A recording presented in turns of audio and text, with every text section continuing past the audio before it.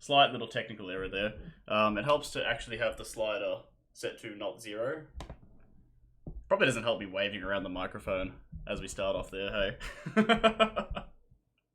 I do have pretty much everything to go. You're getting slightly low res webcam to start things off here, before I swap over to my, proper overlay with the monitor sharing. Hello. I have been working on this project for, maybe 8-9 months on and off. And I've been wanting to talk about it in full for a very long time. And, I've been a bit lax in sharing details and just, it's been an open secret this was coming for a long time. So everyone kind of knew it was coming. But I'm very proud to have it out now. I'm pretty happy with the final product. I am so happy that we have something like this for our small community. Like I think this is a real gift for us to have. And I'll go into my thoughts in detail as we're watching things. The stream will probably go for a couple hours. I'm going to watch the full thing and pause every now and then and commentate some stuff. I just wanted to start with a brief chat and go over some, quick things before we start watching it. So I'll also have the trailer to watch. The trailer is a separate edit. It's something with entirely unique footage, so it's something else to talk about in the context of this that I actually didn't see until it released, funny enough. Anyways, I'm going to start this stream by saying that I have had the flu recently. My voice is a little bit coarse. I may cough every now and then. That's just something we're going to have to live with, unfortunately. I've been doing my best to recover, but yeah, it just happens. Everyone's been sick recently. I don't know what it is. Something's been going around. Anyways, we'll swap over to our proper overlay here with the monitor sharing. I've got a few things open here, so I've got the trailer, the video for us to watch. Hopefully all the audio stuff is working well. Let me know if I need to tweak some levels throughout this, by the way. I'll be mindful of pausing and not trying to talk over things. The credits, I wanted to quickly go over some of the stuff there. I've got the script, the finalized script, prior to us starting voiceover, which is important to note because Darkbot, when he was doing voiceover, made a lot of edits on his side, trying to tweak it to his own voice. I wrote the script originally with someone else's voice in mind. That person didn't work out with voiceover, and there were kind of hybrids of, a lot of it was in my own voice and my own style. Some of it was written for someone else's voice entirely, and then Darkbot came along, and Darkbot's voice worked really well with the script overall, but certain phrases and just structurally, he helped out a lot with the script, and tweaking it to his voice, I think it feels very natural listening to the full thing. I think the voiceover is a real highlight of this video, and more than anything, I think Darkbot deserves all the credit in the world for his work on tweaking the script and then getting the voiceover as professional sounding as it was. Which he has done professional voiceover work before, funny enough. Really cool to see that one of the commentators in our scene has done something like that. Anyways.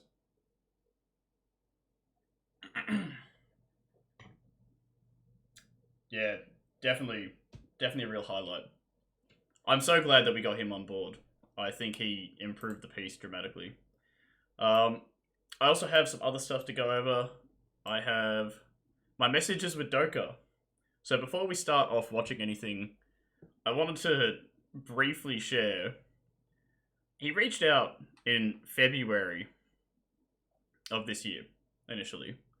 He was like, yeah, I'm going to be doing some stuff for Stats of Aether, and he wasn't really open with that at the start, but it was pretty obvious what it was for.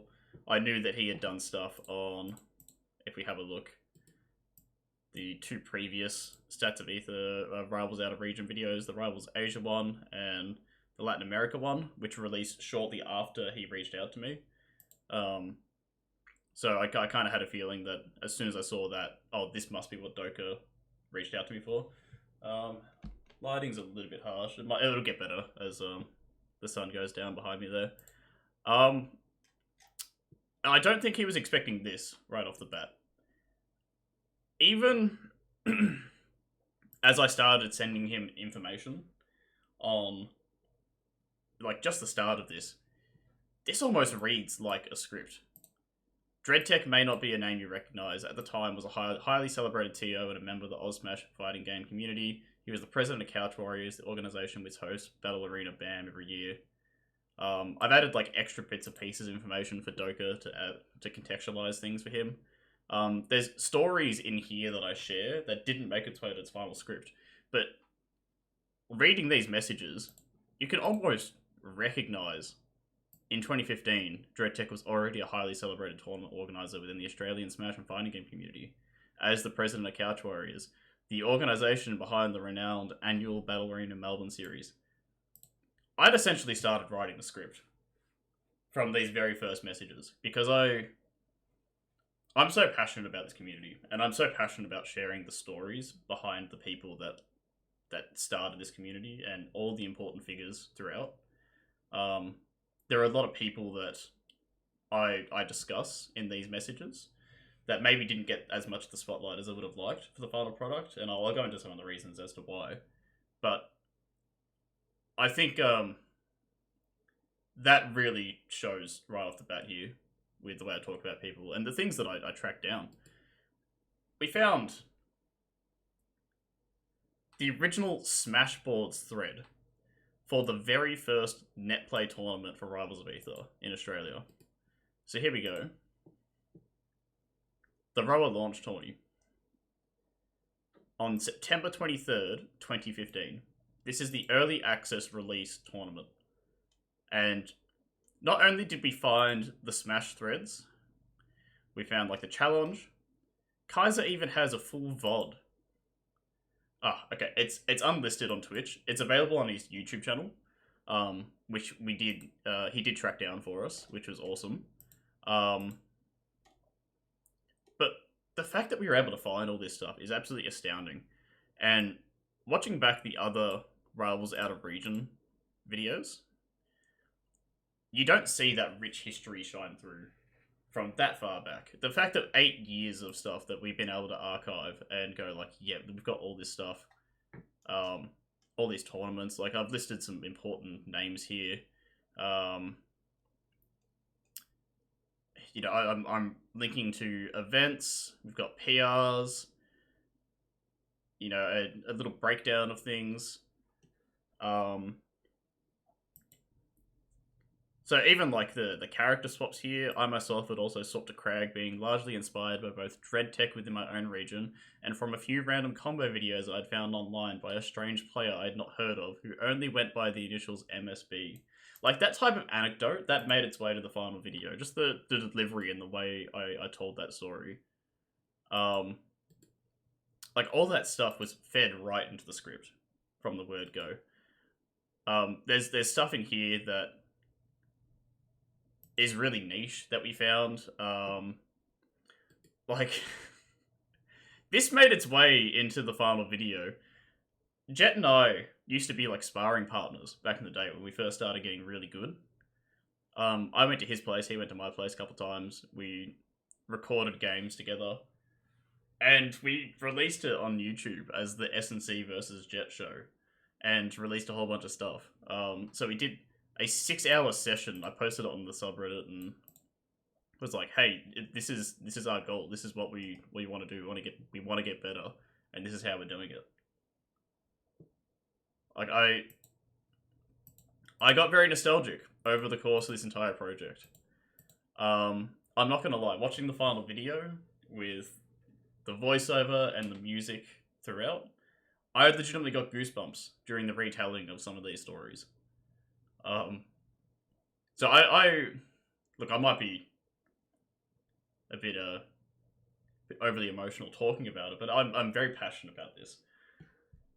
I'm very happy that Doka reached out to me, that we had the chance to talk about the origins of this community, and we were able to put that to a video. Some of the stuff we found throughout is, yeah, absolutely insane. I'm trying to scroll through, see if there's anything else of note here. I mean, here's another one. This is an important video for anyone who wants to see what it's like really early into our scene, right? Expand Gong 2, one of the first major tournaments that we had.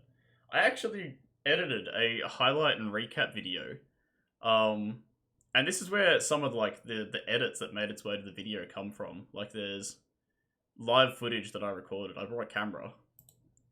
And we've got stuff of the players.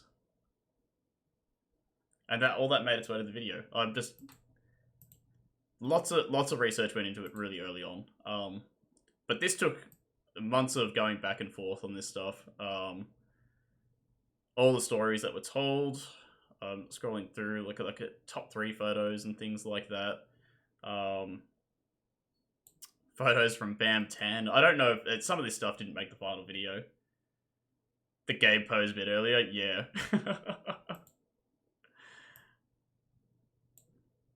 Yeah, some good old Couch Warriors cross-ups. It's good. There's a lot of stuff that made its way into here. But honestly, even this is only scratching the surface of some of the stories that were told in the video. As we're watching the video, some names are going to pop up, and I want to share some stories about those people, because those players maybe didn't get as much of the spotlight as they could have. You know, Mega Metal Captain 3, more recent stuff. Like, it went right through. Osu. I mean, I looped back on some stuff, back and forth over the course of the retelling of all this. One of the things that didn't make it in Rune Hunters, like there are events and stuff that I spoke to Doka about that didn't make its way into the final script in the end. We've got like Cherry Top Lodge, which got mentioned in the script. I was happy to see that, but like, yeah, we got top 3 photos and things like that. I really like it when the photos show up in the video. I think that adds a personal connection to all these things. Grandma's basement, which is really cool. I don't know. Yeah, there's lots of stuff to talk about. Hey, get that back up.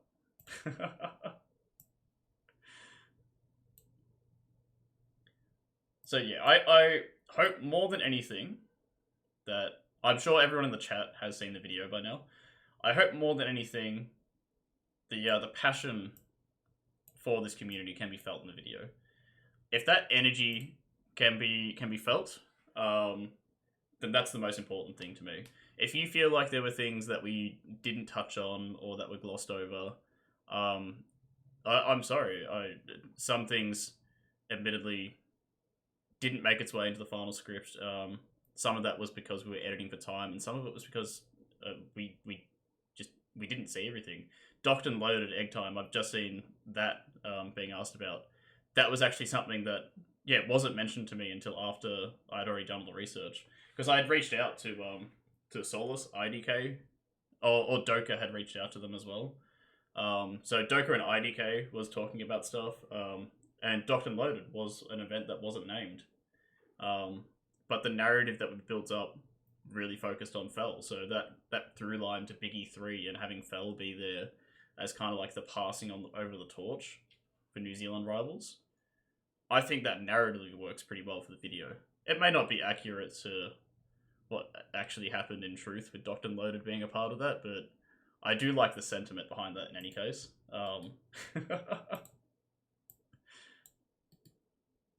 Yeah, the Roa Kid stuff, like, yeah, there's stuff like that. that didn't get a mention. I mean, tag me in, coach. I was quite surprised to see in the trailer here. Let's have a look at the trailer now. I didn't see the trailer until it had been posted. Doka said, I've whipped out something a little bit extra in the couple days before the video released. I'm going to leave it as a surprise. And he didn't send me anything about it. I don't know how I feel about the trailer in general. I like the inclusion. It goes by very fast, sorry. I like the inclusion of all this stuff.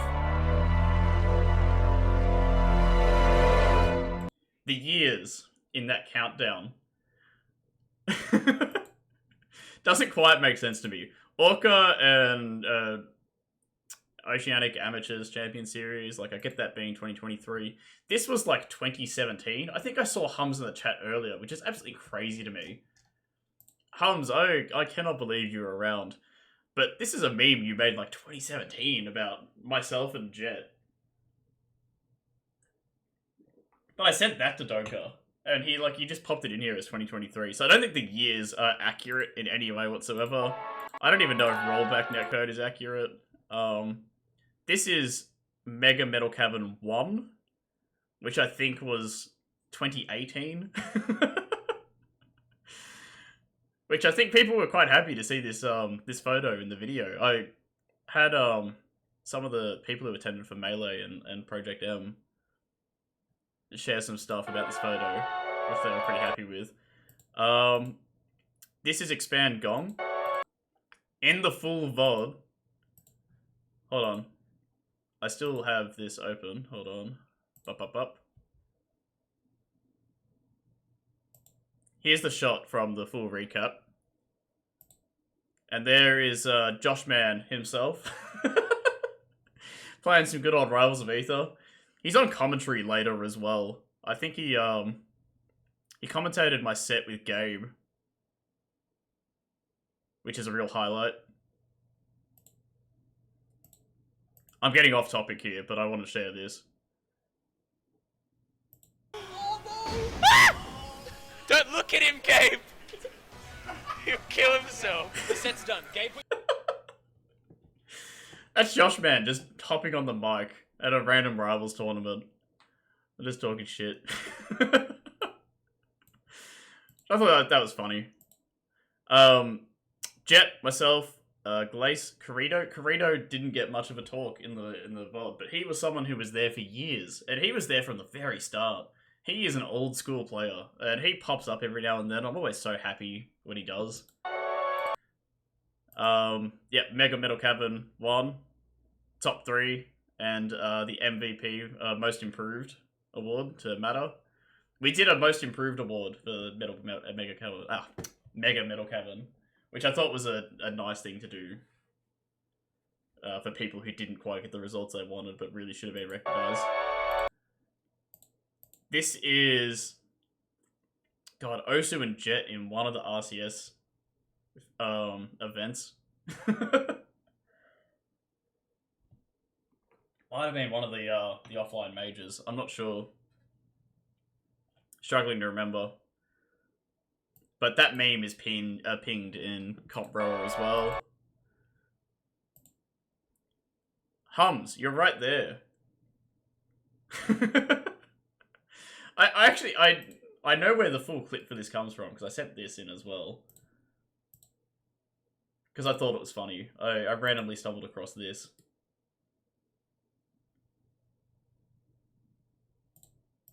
Here we go. A tweet that I made in 2017.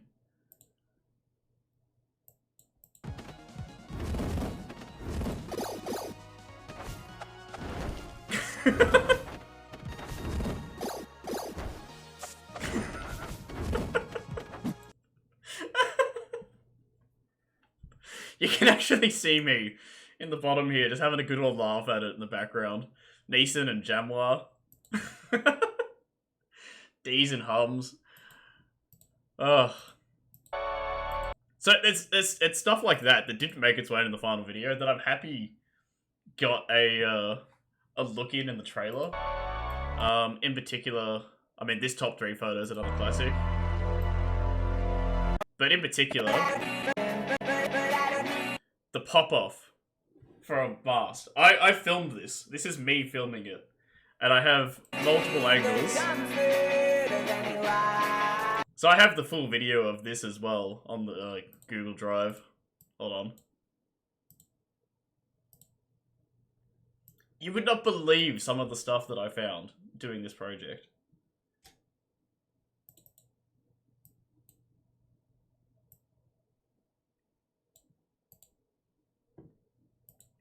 But I recorded for like 2 minutes 45 to try to get the pop-off. Yeah, I am disappointed that photo of Jet leaving the venue didn't get in. Dave Gabe, S&C Trinity narrative.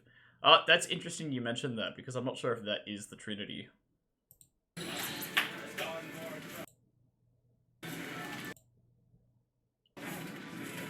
But yeah, Mega Metal Cavern 1 was kind of scuffed. We had a PC for the setup, and it was on the projector and everything. And someone kicked Callisto's PC, and one of the cables disconnected. We thought the computer bricked itself, but apparently when he got home, he just plugged everything back in again and started working properly. So we played, like, top 4 on a laptop setup, which is really scuffed, which is why we're filming like this. We didn't have a stream at the time.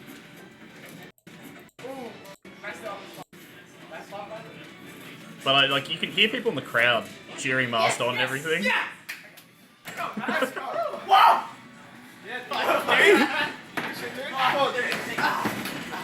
Shit, that audio is peaking.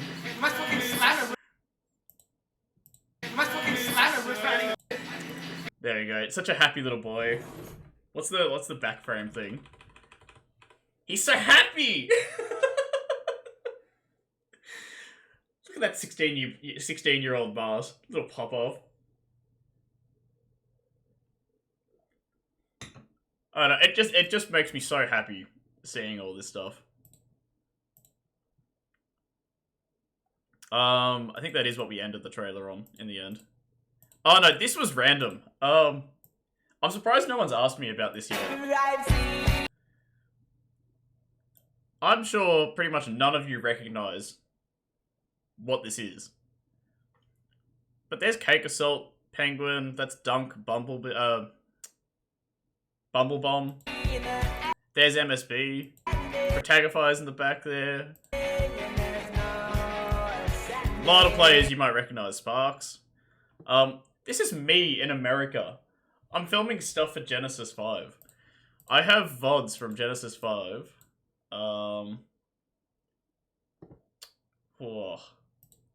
They're on my Google Drive. That I filmed and I never released. I was going to make an edit of my trip there. And a lot of this stuff was actually going to be used for the now cancelled Rivals of Aether documentary that Adam Carroll was working on. So I'd sent him all this footage, and some of this is actually in the trailer.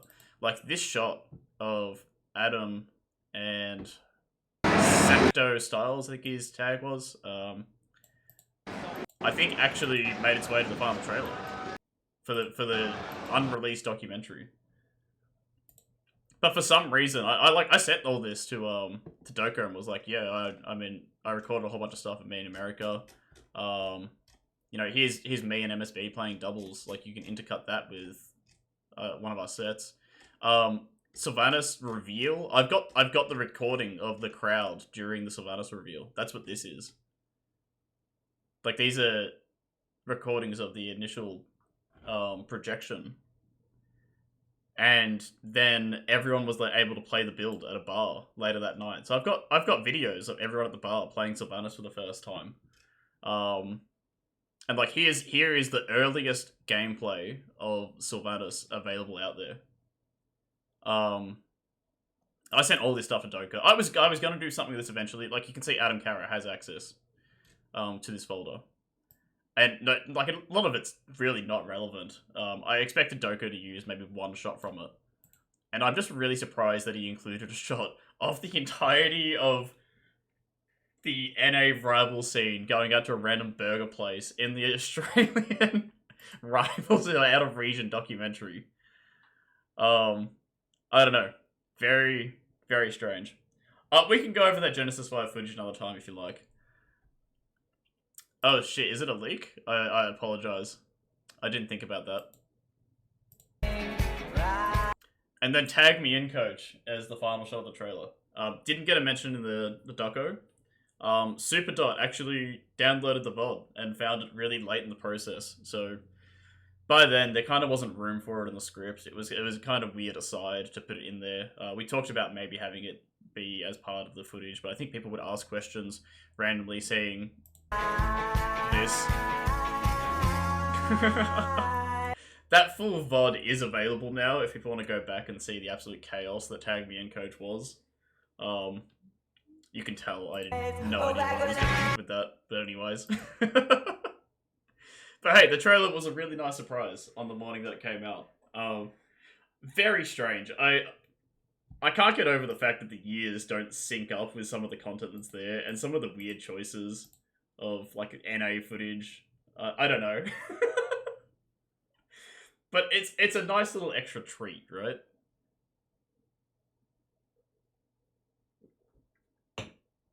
Anyways, um, so the credits for the video are linked into the description here. So, all the music and stuff's linked there. I am surprised that we don't link some of the specific links to VODs that we used. If anyone does have any questions about footage that is in this as we go through, I've got links to everything. If there is something specific that you see in this documentary that you go, I would really like to watch that with the full context and see some more of that. I have links to everything. Feel free to reach out to me on Discord or something. I can find some stuff. You should be able to track down everything using the links here, but yeah, there is some other stuff. Yes. Otherwise, yeah, it is a joint effort between Doka, myself, and Darkbot for the most part here. Rendered Spy helped with a lot of stuff, just in providing like extra context for things on some fine details, and IDK as well, helping with a lot of the NZ stuff. So shout out to those guys as well. Huge help. The script itself, there were 4 almost full revisions of the script, and then a 5th passover during the voiceover. From the get-go, the thing that we kind of had in place was this error structure. And the reason that I'm bringing up this now, before we start watching the VOD, is because people have kind of asked, well, not necessarily asked, but said, like, yeah, I really liked the doco, but it felt like a lot of stuff was, really focused on providing as much details and facts as possible. And I think part of that comes from the structure of what Rivals Out of Region is. And I want to discuss more about that at the end of this. As a little precursor to that conversation, Doka is planning on doing a European Rivals Out of Region. So there is going to be another, 8-year plus documentary available. Is the first Ami's footage available? Ami's finals is not available in any form except for a Red Chains highlight reel edit. But the camera moves during all the footage, which is the reason that wasn't used, apparently. Doka had found it. But the camera moves, and it's like a highlight montage thing, and I find it very jarring watching poorly edited montages in that style in Rivals. People do it with finesse, and it's really cool to see it. But if you're not doing anything with it, you're just like zooming in and moving the camera around, it makes it a bit jarring, especially slotting it in for this documentary. But yeah, we managed to track that down. I didn't know it existed. I don't know where the full VOD is today. I think it was filmed on the Dusk Twitch channel. Anyways. Yeah, the Lichko editing. I was avoiding saying the name, but you brought it up.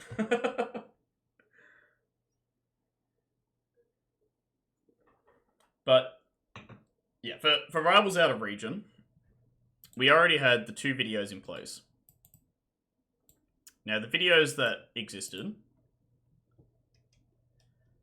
were about regions that were either relatively recent or had only kind of like trickled throughout the 8 years. Like they did some stuff, the scene died down, stuff happened again, and they came back. And then a lot of the final parts of these videos are celebrating the fact that the scene is thriving at the moment, and there are people in those communities working really hard in keeping those scenes active and engaged, which is really cool. But the problem with doing it for not just Australia and New Zealand, bundling them together is appropriate because they're so joined. But the problem with that is that we have been active literally since the first day of early access. Even before then, there was a channel in the Australian Smash Discord server where people were talking about the game and sharing stuff, which really surprises me. But if you go back to the oldest messages in Comp Rower, you can see a lot of the veterans of not just this community yet, but others talking about Rivals before it came out. But that's 8 years of history. And how do you cover 8 years of history? So there was talks about, well, hey, do we, make it a multi-part video?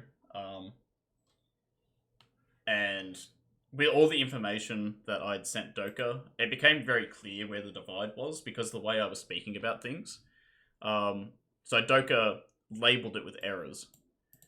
I'm not sure if the intention was like, hey, maybe we split it into 4 parts, four errors, 4 parts, or if it was going to be. We talked about doing a 2-parter at one stage, and script-wise, like structurally, I think that would have worked. I think that the way the story was told, you can definitely make it work. I mean, even in this finished script, these are all Doka's notes on his edits. So all of the notes that Doka made on little changes he wanted to make, that is what's in here. So there's no, oh my god, there's still comments. Oh, this is re-records on stuff. So we would have been very easily been able to split the video and do it as a 2-parter. The people behind Stats of Aether didn't want to go in that direction in the end, and we were kind of advised during the early scripting process that the video can't be an hour long. Ideally, it should be 45 minutes, is what we were told. I think part of that is to do with how it previews and how it tracks with people watching the video. Something about the time code bar after an hour, apparently it becomes a bit of a mess. I don't know the specifics. I don't do behind the scenes YouTube stuff. This is advice that we got from people who've been doing it for years, and they've really pushed on us like, yeah, no, 45 minutes is what you really should be aiming for. So with the script revisions, we cut down some stuff. There are some details that I want to talk about as we watch through it. I'm going to be starting pretty soon. I know I've dragged on this intro for a very long time, and I apologize for doing so. I want to feed as much context as I can.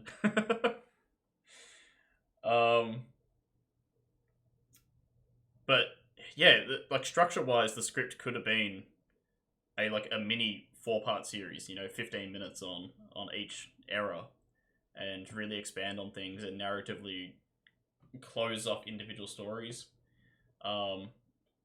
which is kind of what I want to talk about the context of a potential EU Rivals Out of Region video. I'll share some thoughts on that at the end, I suppose. But for Australia, the fact that we got it to 50 minutes, it covers 8 years of history, and still has that passionate voice about some of the characters in this video. I think that is an insanely impressive feat. I cannot believe that we managed that, to be quite honest with you. So I'm very proud of how this has come out. I think, Doka, with all the work he did in the editing, Darkbot's voiceover, and the research and writing that I did, it's a perfect pairing, the three of us. Quite honestly, I'm amazed that we have this. Anyways, shall we make a start? I'll stop and start at various stages to talk about some things. I want to talk about a lot of the players more so than anything else, and provide some extra context for things. But we'll make a start. Anyone in the Twitch chat, if you haven't seen the video, This is not the way to watch it. I'll post this VOD, okay? I'll if you want to watch it and watch my commentary of it, I'll post this VOD separately. I'll make sure that it is permanently available for you. This is not the way to watch it for the first time. If you are adamant that you're not going to go watch it and you have to watch me do this now for whatever reason, please do the channel a favor and pop this video on in the background. Just mute the tab or something and have it feed through. I don't want this to be like robbing the channel of engagement anyway. I want Stats of Aether to actually benefit from this. But yeah, with that being said, let's make a start. And welcome back to another. Hi there, and welcome back to another episode of Rivals Out of Region, the series where we highlight regions from around the globe and tell each of their individual stories. Today we're discussing one of the longest running Rivals of Aether communities in the world, tracing all the way back to the very first day of its early access release. So this how do I go back a frame? Oh, that is working, cool. This introduction, was something we went back and forth on quite a lot. Originally, it mentioned, like with the structure of the other ones, it was mentioning like 3 things and 3 like selling points. And we mentioned like smash boards, some of the, you know, oldest players in the world, something like that. There were 3 talking points or like pitches on it. This intro got cut down immensely, and I'm so happy it did. It was one of the things that I was really stubborn about throughout. Like, I really don't want the intro to be as long as it was. And it got cut down quite a bit. And obviously, we had a different person doing voiceover at one stage. Voiceover with them didn't work out in the end. We weren't able to get files from them. And Darkbot came in and rejigged his intro a little bit, which is cool. I am Darkbot from Stats of Aether, here to present Rivals Out of Region Oceania. So, all of the video editing throughout is Doka. He does the brunt of the work. However, these transitions, I want to give credit for these real quick. These beautifully animated transitions Of its early access. I've gone back too far. Here we go. These like animated transitions and everything. A lot of this work is actually Darkbot.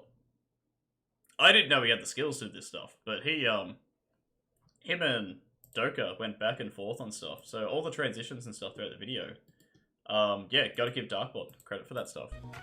I think it adds a very professional feel to the video overall.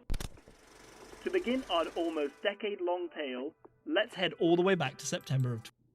This timeline idea that's in the video here.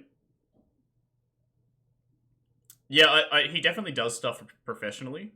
I saw some of his professional voiceover work. Decade-long tale. This timeline idea was actually a contextual thing that we were thinking about doing for the entire video. Have like a timeline on the side so that you can keep track during the video. Maybe not the side, maybe the bottom or the top or something. So that in every single shot, you would have the context of where we are in the timeline and what's going on. I think it would have been a bit weird in the final edit, but that's kind of how this idea came about. And Doka has mapped out the events in a rough order. I think everything is pretty much in order of the script. All the way back to September of 2015. I think it's a cool little teaser at the start of the video to have something like that. I quite liked it. Even before Rivals of Aether had hit its early access release, here is our Steam early access trailer of some of the most notable Smash players in Australia. Are you able to hear me properly while we're talking over the top of the video? Is that much of an issue?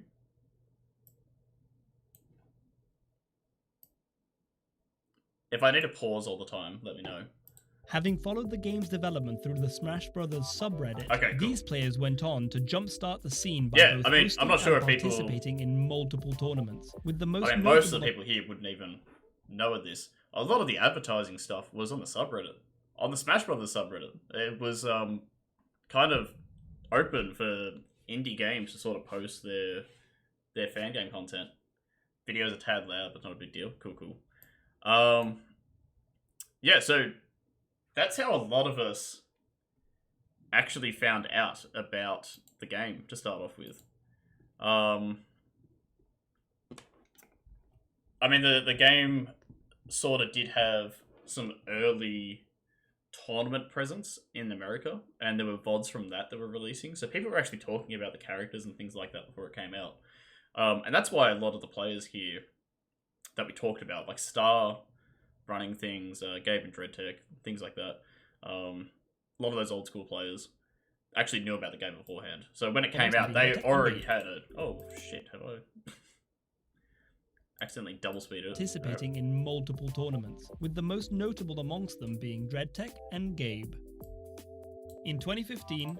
So, introduction of players, especially in this early era section, was incredibly important to me. How we introduce players is something that I want to touch on over the course of the video. Some players you get mentions of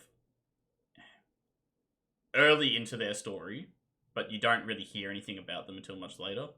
That's partly because you can't introduce so many people so quickly.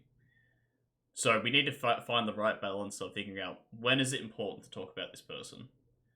And obviously you start with DreadTech and Gabe. It was kind of a pyramid at the start of things. So DreadTech and Gabe were only two pieces of that. And then our third player we're going to talk about shortly as well. But in the context of this very first event, DreadTech and Gabe already in grand finals of this early access event, which is absolutely insane. DreadTech was already a highly celebrated tournament. Here we go, there's Dread. I actually get this a little bit wrong here in the script, and I knew I had it wrong when we DreadTech was already a highly celebrated tournament organizer within the Australian Smash and fighting game community. As the president of Couch Warriors... So, DreadTech at the time is not actually the president of Couch Warriors. He is a member of the board in 2015. That photo of him with the medal is him receiving a community award in 2015. In 2016, he is the vice president. And I believe he is the president in 2017. And I think he may have done that for 1 or 2 years before Pudge took over, who is still the acting president to this day. If I remember those details correctly. So, it's a lot of, like, you know, just saying DreadTech is the president is shorthand and is accurate enough for the sake of this video that it gets across that he does a lot of stuff with Couch Warriors. It's something that I knew about, like, right before we started doing the voiceover, and I think it was, like, the same weekend that Darkbot started doing it. I just went, okay, it's probably fine to leave. So, DreadTech in particular, if you're watching, I apologize for the inaccuracy. I recognize that I got it wrong, but I think that it works fine enough for the context of anyone watching this video. The renowned annual Battle Arena Melbourne series, his endorsement of Rivals of Aether was significant. Armed with an impressive crag, DreadTech's entry onto the scene was This is the first Dreadful Jewels. This is DreadTech's online tournament series. So, literally the week after early access, DreadTech started running online weeklies under the name Dreadful Jewels. Nothing short of transformative. Similarly, Gabe was no newcomer to which we kind of gaming. We kind of did a play on for a little while. Gabe was TOing. He did Gabeful. What was it? Gabeful Ghouls. And then the alliteration thing stuck. So my tournament series was Super's Soldiers. It's a funny little thing to start off with, anyways. Was nothing short of transformative. Similarly, Gabe was no newcomer to competitive gaming. With a deepening history in both the Melee and Project Melee communities, Gabe had a fundamental grasp of platform fighters that allowed him to dive into Rivals and... I don't really know where that footage came from. The PM and the Melee set, because neither of that is Gabe. I don't understand that. I'm a little bit curious as to where those sets came from, because that's Jet Fantastic as the Ganon player. Anyways, we're really taking our time to introduce DreadTech and Gabe at the start of this. This is your slow easing into the things. I think that sets the tone of the video really well. I actually think that the first 10 minutes of this video is near flawless in terms of pace and tone. I think that that loses it a bit over the course of the whole video, and I'll kind of touch on some of that throughout. The music choices are fantastic for helping that as well, though. Doka's done a good job of that. Excel from the outset. The pair would meet in grand finals of the first online tournament held in Australia, an early access release event to mark the creation of the new scene. Although DreadTech emerged victorious, it was the first glimpse of the titans they would soon become. One of the things that isn't mentioned there, DreadTech organized by Star PM. So we have a callback to this later in the video, which doesn't happen until, oh god, this point? It's like halfway through the video we're calling back to the fact that Star hosted the first online tournament. But we don't even mention it to start off with here, because it's not relevant information to know at this point. You don't need to know who Star is. Emerged victorious. But like, it was yeah, the a first couple glimpse decisions of the titans there. they would soon become, and the legendary how we were gonna status present that. each would go on to obtain. Under DreadTech's lead, a healthy competitive scene would soon develop through the Australian Smash Discord server, the home to the Australian Rivals community to this very day. DreadTech would run weekly online tournaments and hosted the game offline at the Couch Warriors ranking battles in Victoria. Over the next 3 months, each series would hold the very first appearance of some of the most celebrated. So let's go through some names. So here are a few names. Oh, jeez, this is going to be painful, isn't it? Series would hold the very first. Alright, we've already lost one at the start there. Alright, DreadTech. Dave, we're going to talk about shortly. Gabe, you already know. Foe, I don't even remember Foe. Atticus was a Rasta player. One of the strongest Rasta players that we had in early access, and was a huge pain in my side very early on. He was a very strong player. Corrido, old school, vintage Orcane player. He was, yeah, good guy. Actually, I saw Corrido quite recently. He came down to Melbourne for PAX, and I managed to catch up with him briefly. Ark, he was a young player, if I'm remembering the correct player. He was a Smash player. He played Rasta as well. That's me, S&C. Lavender. Lavender was at the start there. Another, yeah, one of the strongest Rasta players in the scene. Appearance Right from the of some of the word most go. celebrated and Maple Mage, I don't remember very well. I think they were a Maple player. Zemestra. Zemestra went under a few names. At the time, they were Pallyrock. And they were very famous for their Zetaburn. Thanks, Ed Time. Catch you later. Rumpel, another Rasta player. Yeah. These are all players that we weren't going to be able to talk about. Corrido gets a bit of a mention. And unfortunately, we can't really build up those players as much. But hey, if you are one of the oldest players in our community, and your name appeared on this screen right now, here's your little quick recognition. You didn't get much of a story in this, but long-term players the region you have not been forgotten. We found all of these names out there. would ever see. William, aka Boy Lips, he was, yeah, probably the second best Zetaburn player in the country for many years. I think when Gabe moved on, it was him and Mast competing. Mast ended up beating him for the title of best Zet in Australia for a little while there. But yeah, Boy Lips was, yeah, one of the most I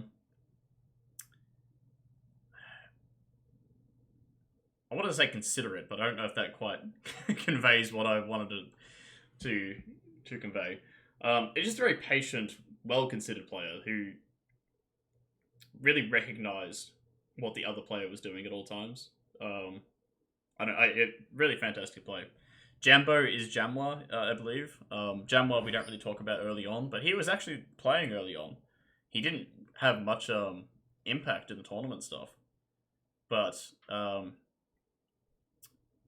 Yeah, I mean, Jammer was playing right from the start, and this documentary doesn't really present it in the same way.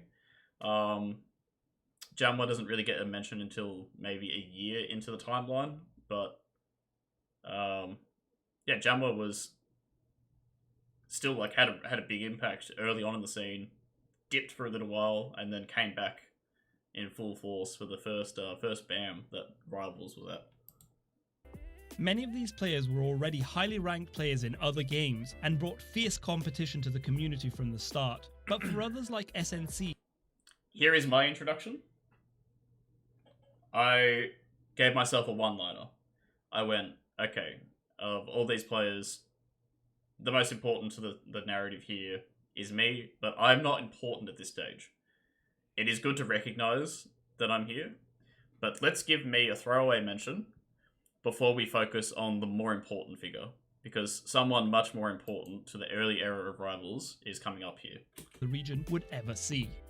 Many of these players were already highly ranked players in other games and brought fierce competition to the community from the start. But for others like SNC, a Zetterburn player who was in his first year of studies at university, Rivals was the first competitive fighter they had ever picked up.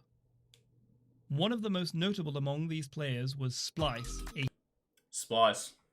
Fun fact for you. Splice, the music used here, actually is used again when Splice comes back later in the video. So, seasoned Smash veteran from Victoria, who was regarded as one of the scene's most formidable melee players. It was Splice's music there, and I'm going to skip ahead and then I'll go back. The player turned up. Unexpected appearance of two players in the lead up to BAM was also shaking things up. You can hear the music coming in. It's Splice's theme. Contextually, that's what we're saying. And I don't know if anyone made that connection as they were watching it, but Splice has a theme in the context of this documentary. And I think that's fucking sick. I think it's so cool. It's a little touch that yeah, Doku was telling me about later on, and I loved it. Players. It was clear to everyone that Splice, along with Gabe and Dreadtech, Ignis weren't just was the a region's best, but entirely Zetterburn player. I mean, he's a Smash 4 veteran in Victoria, and I think he's still around doing stuff in Ulti, if I'm correct about that. He certainly was at the start of things. I don't know how much he plays nowadays, but he was a really important player in the community for a very long time, and actually taught me at my very first local event a lot of stuff. In a league of their own. This view was reflected within the first release of the National Power Rankings in November of 2015, which awarded them the honour of the S-tier rank, and placed... So we've already skipped over the timeline of events a little bit. You know, we mentioned that Dreadtech is hosting stuff at Couch Warriors in Victoria. That's where I make my entry. So I show up to my very first local at Couch Warriors in Brunswick, same hall that it's still being held in today. I show up with my best friend. He's the best man at my wedding this year. Like, went to high school with him, and we get seeded to play each other round one because no one knew who we were. And my mate beats me 2-0. In our very first set that we ever play, we get seeded against each other and he beats me 2-0. And I get dropped into the loser's bracket. And over the course of the loser's bracket, I made my way through every single player to make it to grand finals and play Dreadtech. This includes beating Neeson, who was also at the local, who I'd never met before. And Dreadtech, when I went and reported my set, in my loser's final set to him, because Dreadtech was the TO, he had a good laugh and he's like, I had a feeling about you. I knew you were going to show up today. Which I thought was so funny from the man. But I kind of like skimmed over all that stuff. It's really more important to focus on the story of these three. But I thought it's a fun little anecdote. That, yeah, my best friend and I rock up to a local. He beats me round one. He never plays the game again. And to this day, he still reminds me that he has a winning record over me in Rivals. Is Dave a maple turned arcane? Dave's introduction here, the placement of him in this PR is very indicative of how everyone felt about Dave during his time as a player. I'll go back a little bit and we'll let this play out a little bit more so we have the full PR. And place Dave, a maple turned arcane player, in A tier as the only player able to come close to competing with them. These rankings would go on to set the stage for the first major regional events in Australian Rivals history. Oh shit, too far. Too far. Alright, here we go. Yep, Dave. Only player in A tier from this point. Because he's the only one who can come close to beating these three. And everyone knew that, you know, Dave was a cut above the rest of us here. I'd never played a competitive fighting game before. And watching Dave play made me realize that I'm doing it wrong. But yeah, Dave was someone who was very patient. He let you make the mistakes. There's kind of a saying that, or a train of thought that I kind of push onto people quite a bit. In that, a lot of people, they try to cheat their turn. You know, they get hit and they DI in and they try to reverse situation. And that whole idea of cheating your turn, I learned that from Dave. Because I made those same mistakes back then. And Dave, like, he drilled into me, like, you are doing it wrong. You are not playing this game correctly. You are trying to cheat your turn, and you have to recognize that sometimes you get hit, and you just have to go, yep, it's not my turn. The other guy got me. And, like, that's Dave's philosophy. Like, he knows when he is in advantage. He knows that, sometimes you have to reset, and he'll take his time in neutral and let you make mistakes and find those openings. So Dave was a legendary player for a long time for just his general approach to the game. Maple and Arcane had maybe a little bit more similarities in that early access build. You got Fat Lily there, which isn't in the game these days. I'm not sure if people know about Fat Lily these days, but it's something that we briefly touch on shortly with Splice. But character redesigns happened a lot back then, so even in the first 2 months that Rivals was out in early access, Maple had already got a redesign that made Dave swap to Arcane, I think. If I'm remembering that correctly. And Dave was like, yeah, super doomer about it, and was like, yeah, Maple's shit now, you know, no point in playing that character. They absolutely gutted her. Yeah. Would go on to set the stage for the first major regional events in Australian Rivals history.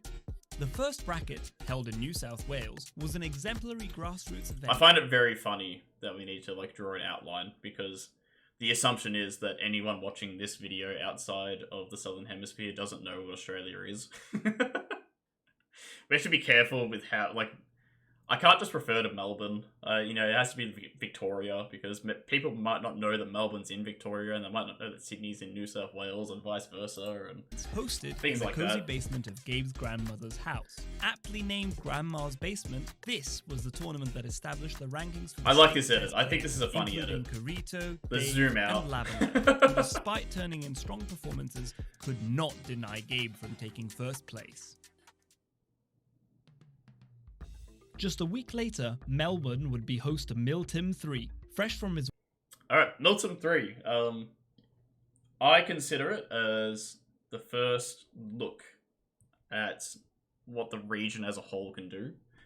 Fun fact about Miltim 3, it's the last tournament I had with the shittest GameCube controller I've ever played with in my life. I don't own it anymore, but the stick would droop.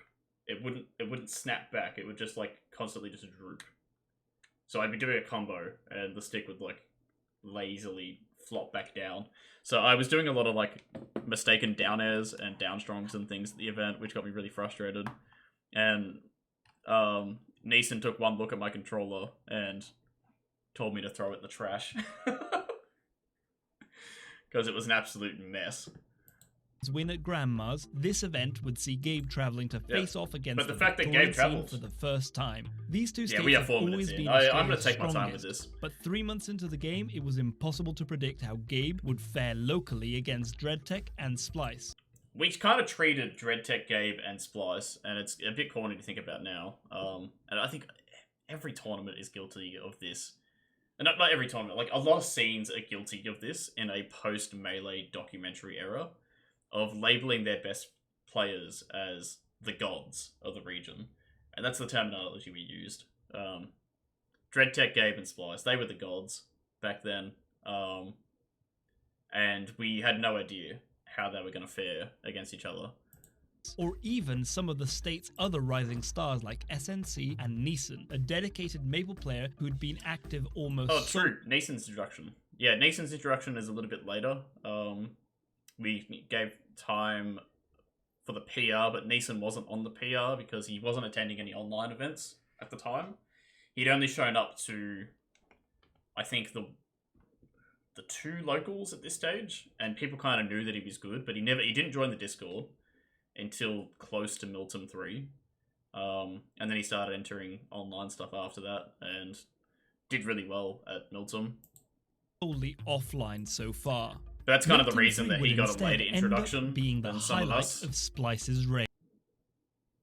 Like, here you go, 2-0, oh jeez. Yep. Yeah, Neeson only want to take a game off Splice, look at that. But yeah, Splice beating Neeson, Gabe, and DreadTech. So, Splice was dominant back then. Taking out Neeson, Gabe, and DreadTech during his bracket, Splice would prove his in-game tag wasn't just for show. He was an absolute terror to face. Splice ended 2015 as the undisputed #1 player in the country, with some even suggesting he had a chance of claiming the title of best Fosburn in the world at the time. Oh, I can cite my sources for this one. I'm going to take my time in doing it.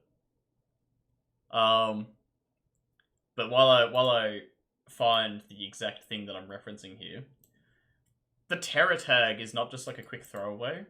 Splice actually had unique names for all of his characters.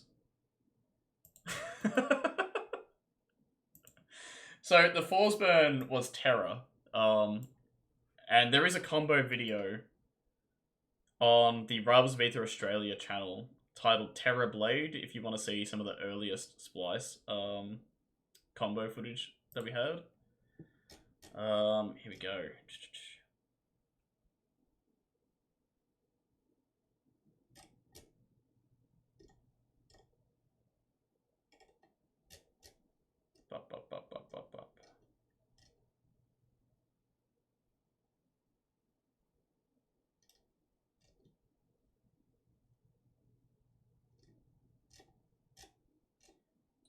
I can find this.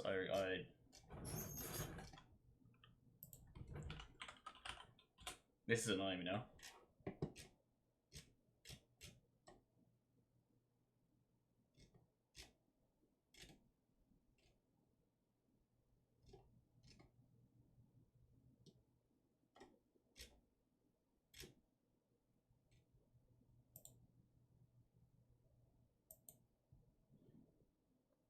No, that's Milton.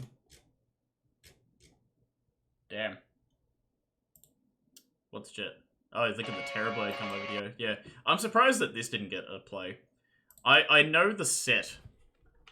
SNC v Splice. Bam 9.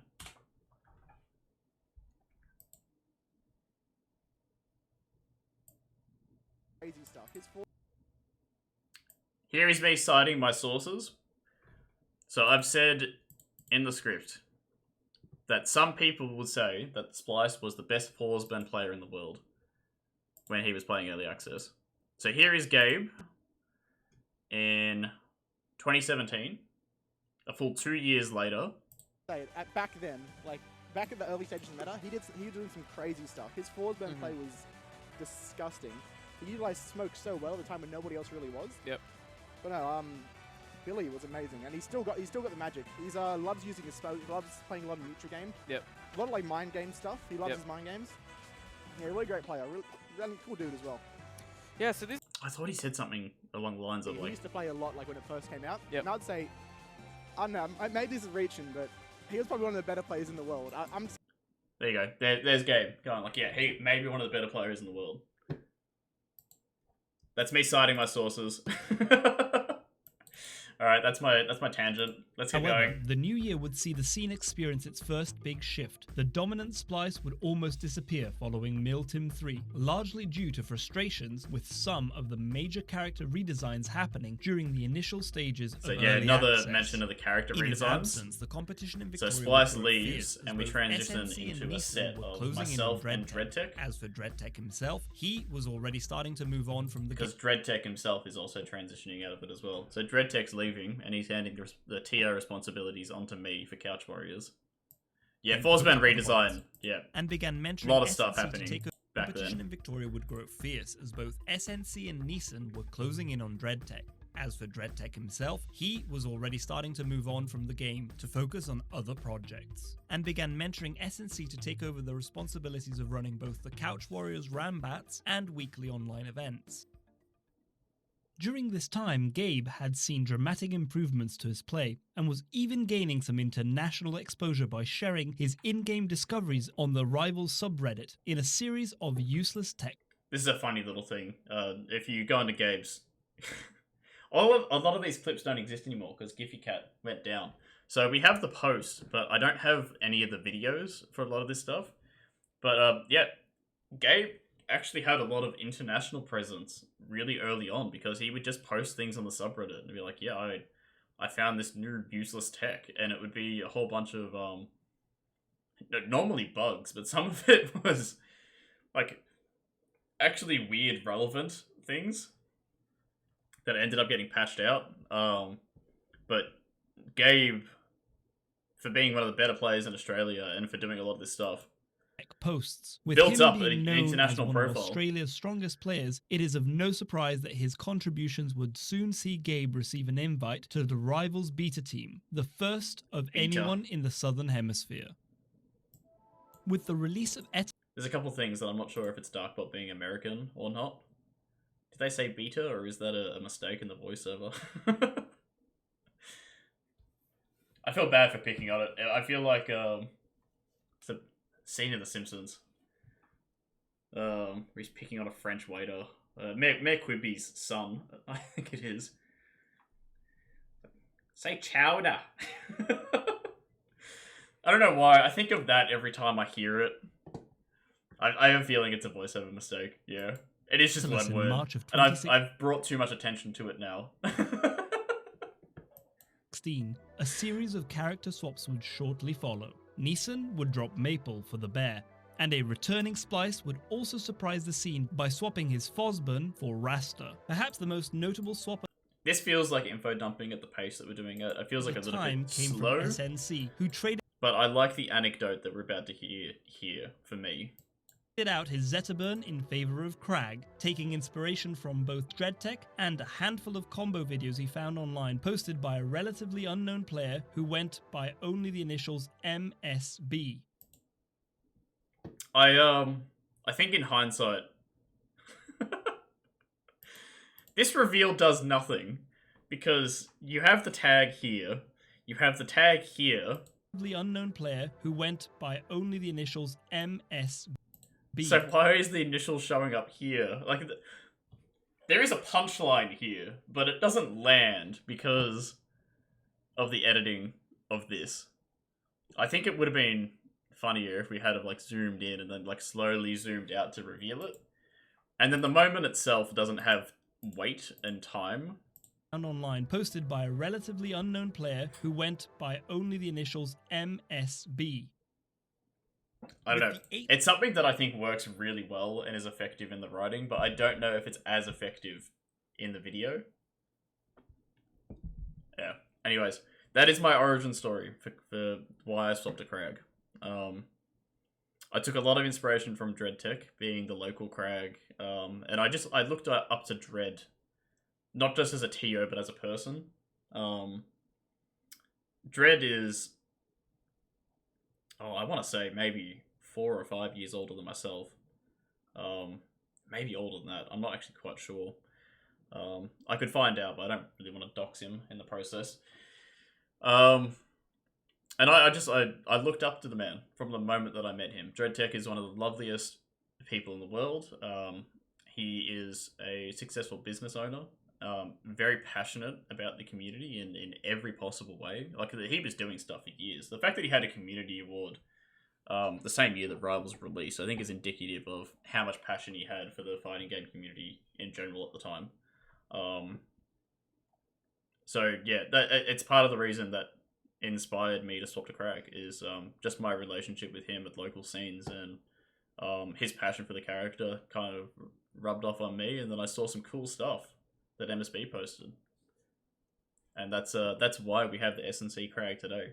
People probably don't realize that I didn't start as a Crag player, but that's how it came to be. With the installment of BAM approaching in May, it became apparent that Rivals would not feature in the roster of games for the event. Instead, there would be a Rivals bracket hosted at its companion event, Project Melbourne 2. Yeah, we had a trailer. Shadow Major held in Forget the about hopes that. of avoiding the attention. We had a full trailer for Project Melbourne 2, and the fact that we had a Project M Shadow Although Major DreadTech is such a had funny planned to retire idea. from running Rivals by this point, he wanted to make Project Melbourne 2 his swan song event for the game. His efforts would shape this into a premium event, with PM2 being the first true major Rivals tournament in Australia's history. Yeah, I was about to evident make a comment. I think the name's going to pop that up on the the screen in a Victorian scene moment had here. steadily been improving, with its high-level play backed up by strong players So we like have- Zemestra, Jet, and Drizzle in First mention of Jet. Zemestra and Drizzle equally have their first mentions here. I think Zemestra sort of had her name pop up earlier with the challenge accounts. Drizzle goes by Wineworm now, and I wasn't sure if it was important to have that be presented as Wineworm instead of Drizzle. I will briefly touch on this now. It is relevant later as well, but for any trans players in the community, I reached out to them in the process of writing the script, and I asked them how they wanted to be credited. I asked them if they were comfortable with any footage of them being shown. So a lot of that stuff I did sort of discuss with all those people directly. So I made sure that, you know, Lavender is always Lavender in this video, for example. Zemestra is always Zemestra. So anyone that, yes, anything like that, there was an effort made to make sure that they are being presented the way they want to be presented. That was important for me. And the reason that I am mentioning it in the way that I am is because it was pointed out to me that we unfortunately made a mistake with someone in the final video. Coach Hot Wheels, their pronouns were incorrect at one stage. And unfortunately, that was something that popped up in the transition from the finalized script to the voiceover script. So I actually don't have a pronoun for Coach Hot Wheels in my script. I kept it simple, and I didn't have pronouns in some instances. And Darkbot, in doing the voiceover, they weren't aware, and that's how a mistake like that slipped through. I didn't review all of Darkbot's additions because a lot of it was just sort of smooth out the narration, but it's something like that slipped by, and because I wasn't a part of that very final part of the process, I didn't pick up on it. So I wanted to address it really quickly here while we're talking about it. I apologize for something like that slipping through. That is something that I feel like I'm responsible for, but actually, it's a big video. Something like that's bound to happen. Anyways, yeah. So Jet first mention, and we also have that feed into Risel's first mention here as well. So two players who are going to be very important later on. Was evidence that the Victorian scene had steadily been improving, with its Zemestra high-level play and backed up Drizzle. by strong players like Zemestra, Jet, and Equally Drizzle really in the important bracket. players in Victoria. This was also the first sign that Rizal, one of Australia's best project... The representation of Rizal I find funny throughout this as well. Yeah, Zemestra and Drizzle are two players that I wish we were able to talk about more. With any small community, Yeah, the Rizul thing was actually worse than the original recording. That is, I think, just Darkbot Americanisms. Slightly. But there are a lot of players. Yeah, sorry, that's Josh, man. There you go. There are a lot of players in small communities that are really committed and a dedicated showing up for every local event. We got Gabe here as well, Splice. Yeah, oh my god. 2016 PR, look at that. And I really wish that we were able to spend more time talking about those players. But 8 years is a long time. I think if we were to structure the video in a 4-part series, or if we just had 15 more minutes, I would feed more of those players into the story and make sure that we're focusing on the players and the people. That community part is more important to me than going and this person won this event, and this person beat this person for the first time, and all that stuff. It's important to have mentions of that, but I think focusing on the community stuff is the most important thing. So I do have a tinge of regret not having as much of a focus on those players as they maybe deserved.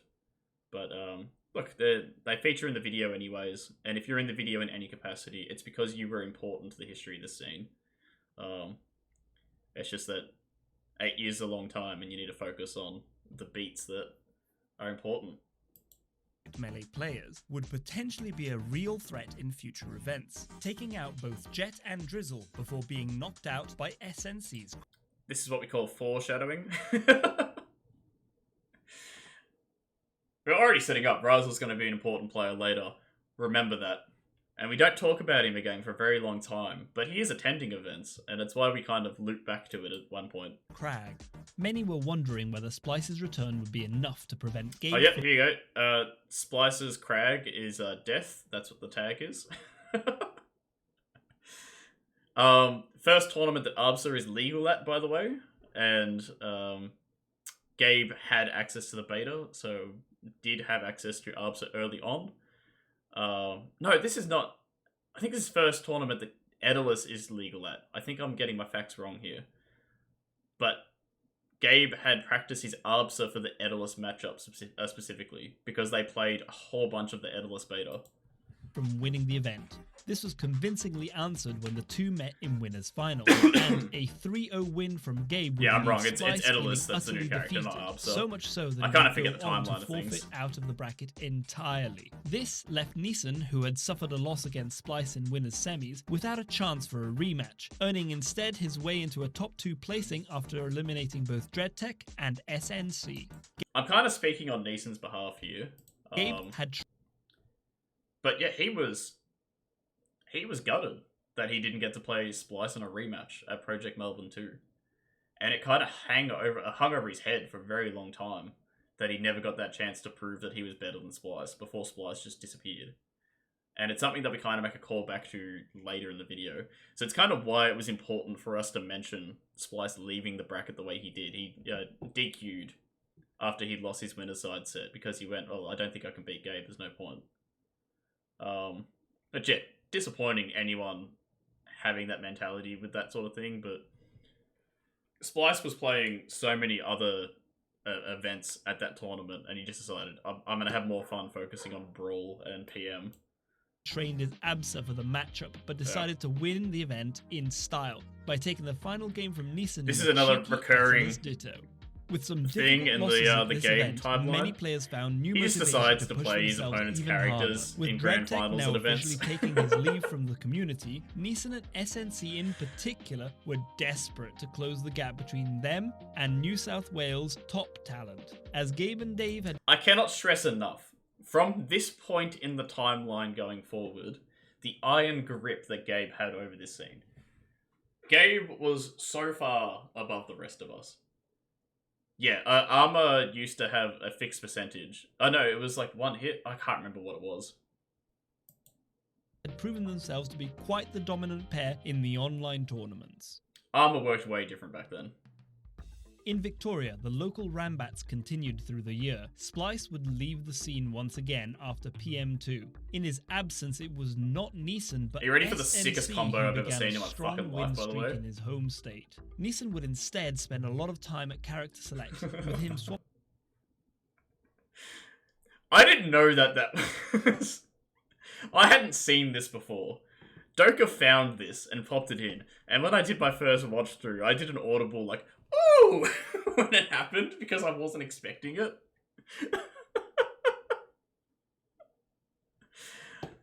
Popped off over my own combo, like 6 years later. 7 years later, however long it was. I hit him with the taunt afterwards as well. Oh, just so BM. remains yet again to learn Rasta after his loss against Splice. Elsewhere, the arrival and rise of both Fel and Callisto occurred, two players who stood out thanks Where did we get these images from? I didn't pick up on this the first time I was watching his it. loss against Splice. Elsewhere, the arrival and rise of both Fel and Callisto occurred. I don't know if Doka sought out these people and asked them how they wanted to be presented in this, but that's really funny. That's Fel's icon, and we got Callisto at his wedding. Was it a rivalry? I don't think it was a rivalry. Admittedly, I maybe didn't need to mention Callisto in the capacity that I did for this video. This is a little bit self-indulgent. Callisto is a lovely man, and he was really important to the sense of community that we had back then. So his place in the narrative isn't as important as some of the people, but he shows up for events quite a bit in this timeline, or this era, I suppose. Fel has a lot of continuation with the New Zealand stuff, so New Zealand rivals in particular. I think Fel deserves a lot of credit for that.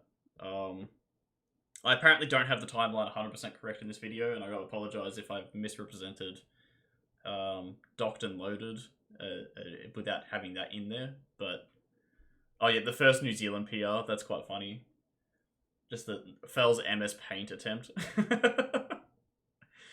But yeah, two important figures Players who stood in our out community back thanks to then. their skill and general positive attitude towards competing. Fel was a first of two things for the community, being the undisputed best player in New Zealand at the time where there wasn't an active community in the country, as well as being one of the first prominent keyboard players in the region.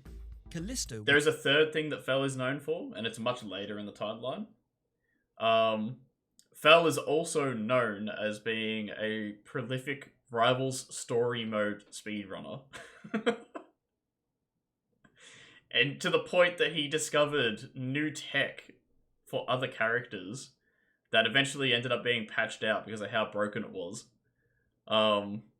Yep, so Fel being known for speedrunning story mode. Quite funny. Would become a dedicated member of the New South Wales community, being known mostly for his extremely friendly demeanour and sense of style. With Neeson trying out new characters and Rizal not entering many events at the time, Callisto quickly became the best Aetherless representative. Yeah, Dad Shorey's Big Benno. To close the year, an updated power ranking was released. This power ranking's so cool, by the way. Neeson playing Rasta, by the way, and immediately dropping into the lowest on the PR. I thought that was pretty crazy. Pallyrock, yeah, Zemestra's top 5 here.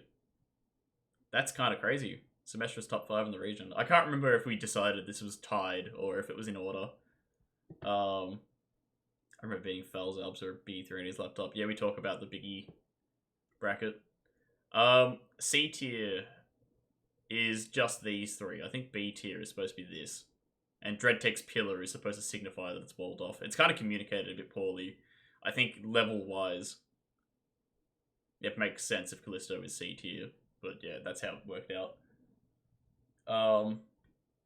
Yeah, I suppose we do have the Gabe, Dave, S&C trifecta. Dreadtech, this is the end of Dreadtech's era. Dreadtech pretty much retires as soon as this releases. Yeah, I mean, he showed up to locals and just entered events for a little while. He wasn't really entering online at all, but he played in locals for a lot longer after he retired from TOing. like a full 6 months, I want to say. So DreadTech, even though he had pretty much disappeared, he was still at locals. You know, I beat him in the Ditto for the first time a couple months after I swapped, and that was a big moment for me, beating DreadTech for the first time. And that was kind of like passing the torch on to me because, you know, Neeson was swapping characters, and I was kind of getting the leg up in the Victoria scene at the time. And this kind of started an era of dominance in the Victorian scene for me. I think in 2017, I won every single Couch Warriors Rambat.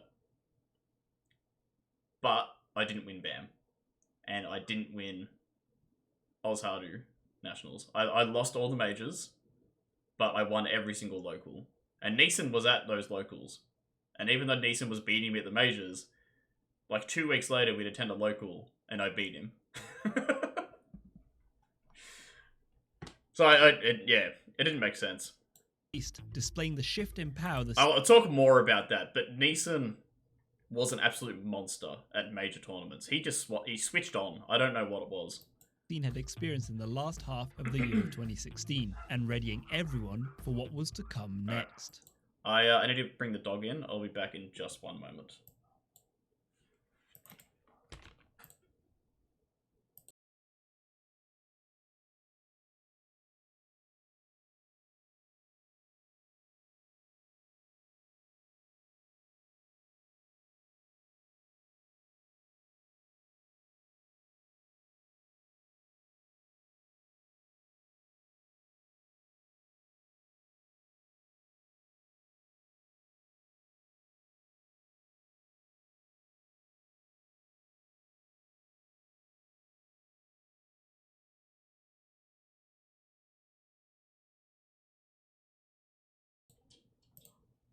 Okay. We are not even 10 minutes into this thing. Jesus. But that's our first era.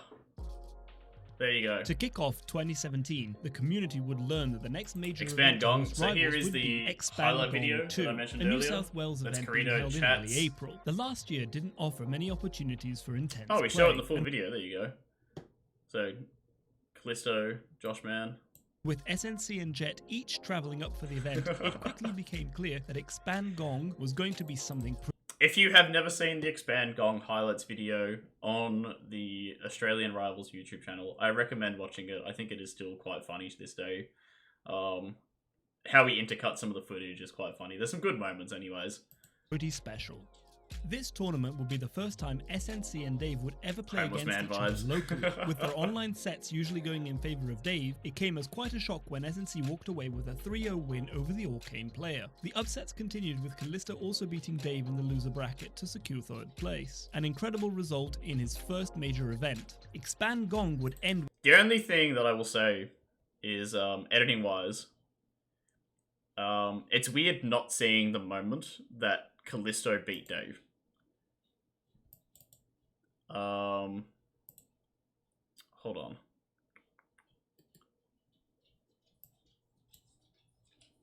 Oh. Here we go.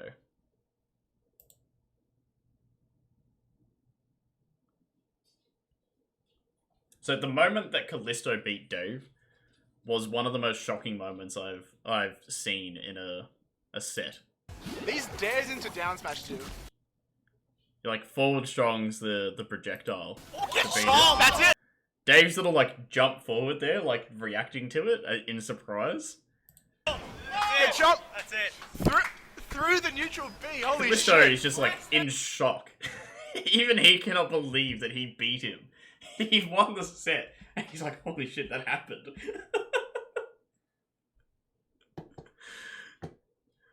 So there's like a couple moments like that I would have liked to have seen in the video. That's because I'm so familiar with them though that The upsets continued with Callisto. I know also those beating moments Dave so in the loser well bracket in my to secure mind. 3rd place. An incredible result in his first major event. Expand Gong would end with Gabe not only cementing himself as the number. There's also a great moment in my set against Gabe.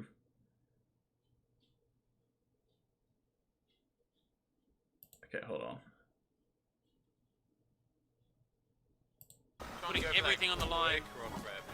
Everything on the line. Oh no. This could be. Oh! Me jabbing the rock there, I thought was the sickest thing in the world back then, and it's so fucking useless. Oh! It doesn't even give me time to get back on stage, but just like... I remember Edalus was in the chat, and his reaction to it was pretty insane at the time too. SNC. Putting everything on the line. Everything on the line. Like the full audio Oh, no. peaking. This could be. Oh! It's so good. Go watch this video after this, or whenever you can, because I think that era video, Number one player in highlights Australia, video, but also making it It's seem one of the best things embarrassingly we easy have. by winning grand finals without even using his main, making this the second major in a row where Gabe would win by playing his opponent's character against them. I'm not a happy chappy. I think this video shows recognition for the work that I've done in this community, right? I think it's fair to say that there is a through line of how important I am from very early on to now. I do a lot less stuff now. I mean, I've got this, but I haven't done stuff in the community properly for a few years now, really. But I also think that this video equally represents a more negative side of me. I'm a brat here. I'm gonna say it. I don't know. I think there's a really negative side of me that I don't like seeing, and I know it's there. And you see it here, and you see it again in the OHN top 3 photo and things like that. But I am, yeah, a bit of a young brat. Yeah, I wouldn't call it ego, but it is yeah. There's something there, and it is a dark side of me that I hate about myself. But I'm a child. I think I'm 19 here, maybe, or 20. I don't know. I've never played in a competitive scene before, and I think that, yeah, this video it does have a critical look at me as a player at times, and I think it would be a misrepresentation to not show those moments. Yeah, look, maybe call it ego if you like. Yeah. But yep, I think it's important With to the highlight event behind them, the scene because look, we still have a lot of young players in the scene today, who are going through the same motions, right? They maybe don't see me in that same way now at events because I'm usually the one talking down players and be like, look, we need to be better than that. You know, I think that at tournaments, it's important that the community puts itself first above any sense of self as a player. And I really push that on people as much as I can now when I'm at events. But looking back at things, I was pretty bad myself back then. Look, never to the extent that I would yell at players or anything like that. Like I'd never let it really show. But in the moment, I had some bad moments, and I think it's important to show that because there are probably still young players in the scene who are having the same difficulties, and I want them to know, like, you learn from your mistakes like that. Like, it happens. You just gotta be better as a person. Once you're aware of that, you grow from it, I suppose. So look, I want to be critical of the type of shit I was doing back then. quickly produce a new PR to reflect the huge changes happening in the early 2017s. God, there's too many PRs in quick succession there. One PR we did miss. Hold on. I very intentionally didn't include this one because I didn't even know how to explain it. 1 second. Oh.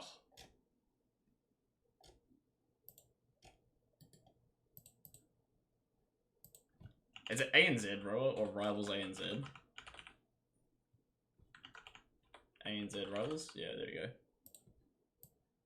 go. When I got... Yes, that's correct. Paleorock Fisket Semestra.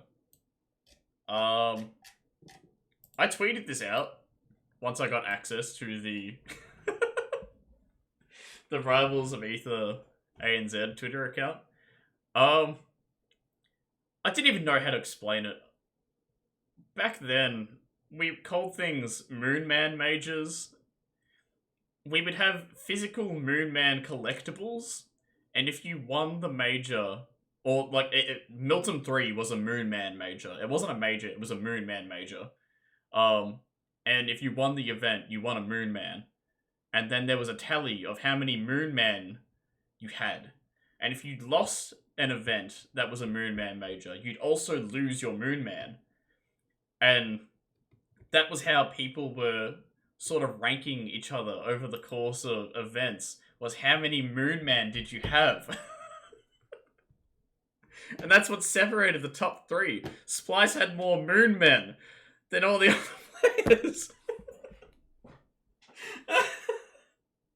I don't even know how to explain it. It was so dumb,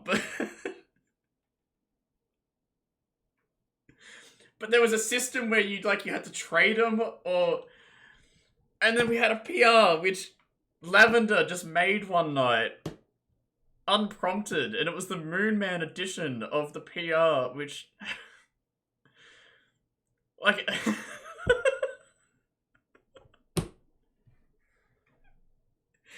I can't put this in a video and explain it. It doesn't make sense.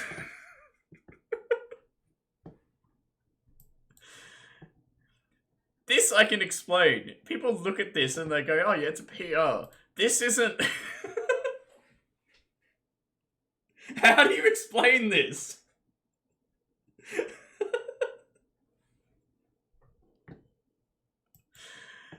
Anyways.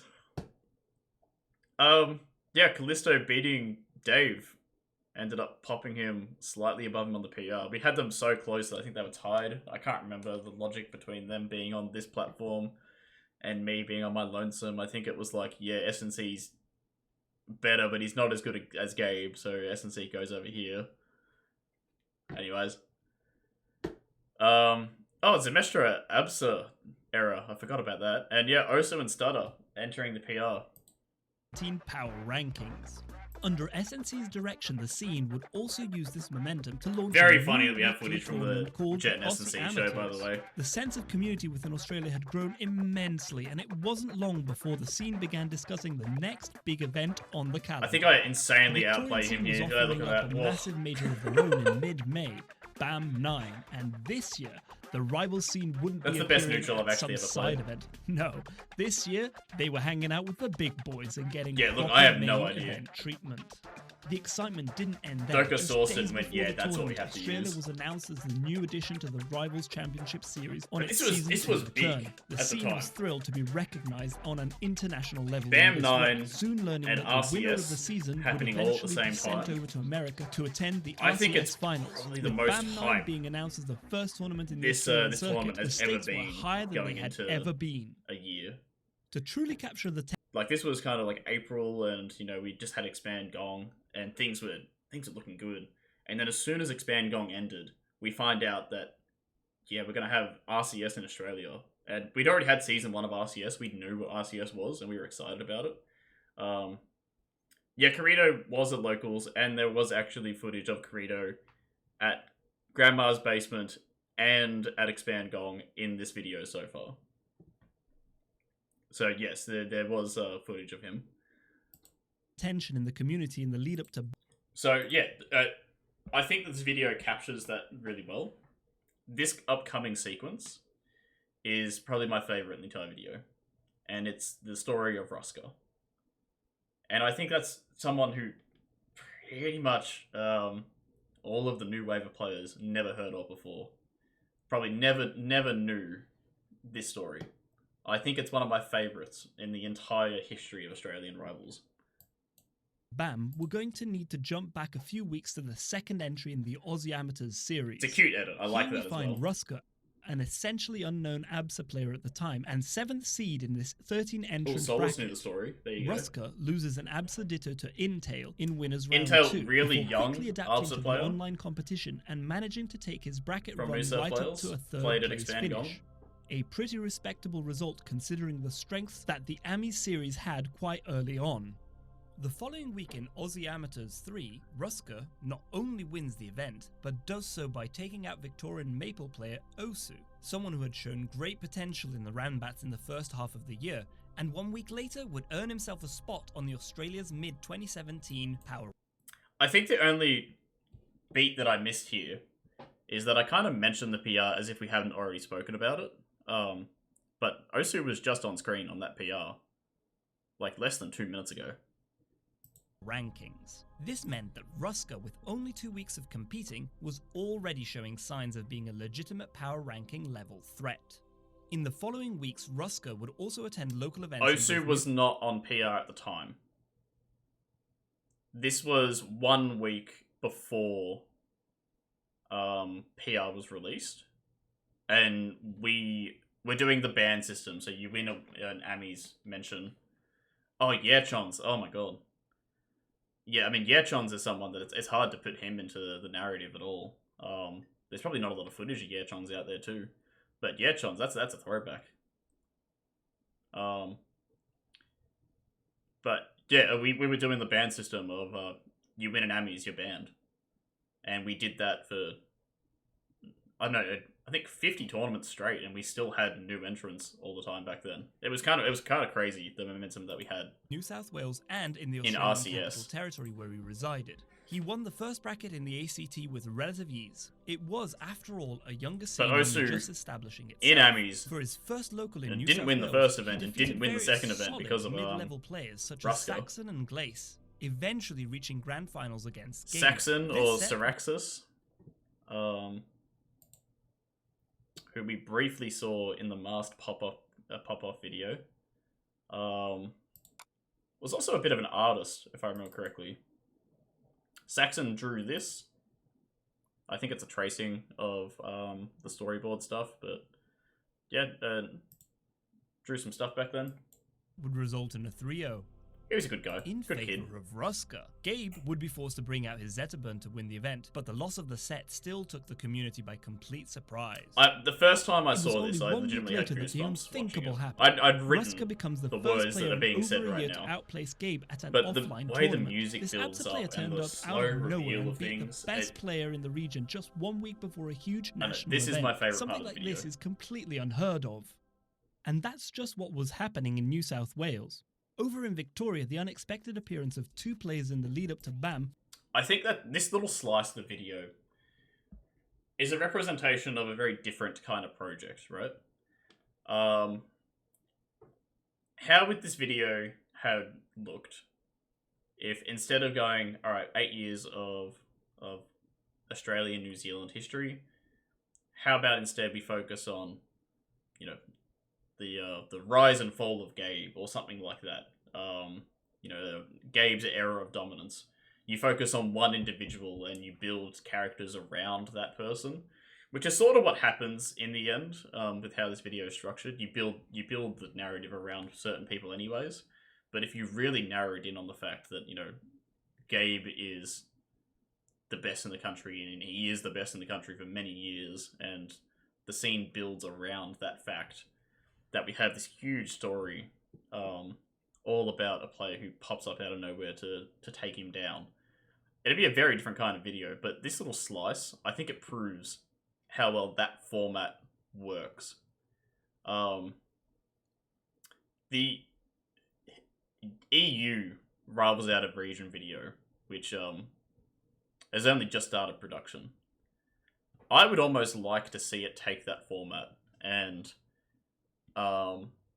do a real centered focus piece on Chaos, and just talk about the rise of Chaos, his dominance in that region, before he eventually retires, and then do a second video about someone else, and have like little episodic pieces for Europe, because Europe is so big, and again, it's 8 years plus of history that's being presented, right?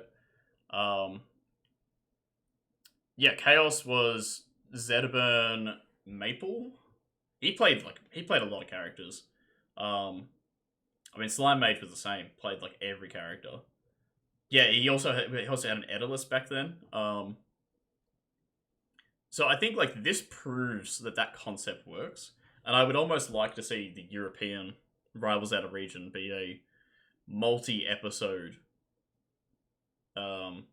series, kind of adapting that as a structure instead of doing the 8-year history dump, because I think I'm very proud of this video. I think the weight of it collapses in on itself at a certain point. Yeah, Chaos was at Genesis 5. So I did meet Chaos in person when I was there. And that might be me being overly critical, especially of my own hand in this. I think the weight of the video collapses in on itself at a certain point. And I think there's some really great moments that reels it back in. But I feel like, even as I'm watching through it, there is a point where my brain goes, whoa, that's a lot all at once. And I think that wouldn't happen if we structured it a little bit differently. It's just 8 years is a very long time, and there's maybe a couple things that could have been done differently, but the fact that we were aiming for the 45-minute mark, and we were told like we had to aim for that 45-minute mark, the fact that we were able to get it under 50 minutes by a second is not unintentional. If it said 50 minutes and 1 second instead, I feel like someone would have had a word with Doka about cutting down things. But perception-wise, it looks like a shorter video because it's 49 minutes and 59 seconds. So yeah, I feel like you need to unshackle that restriction a little bit, or you mix up the format for the potential European Rivals Out of Region video. I don't know.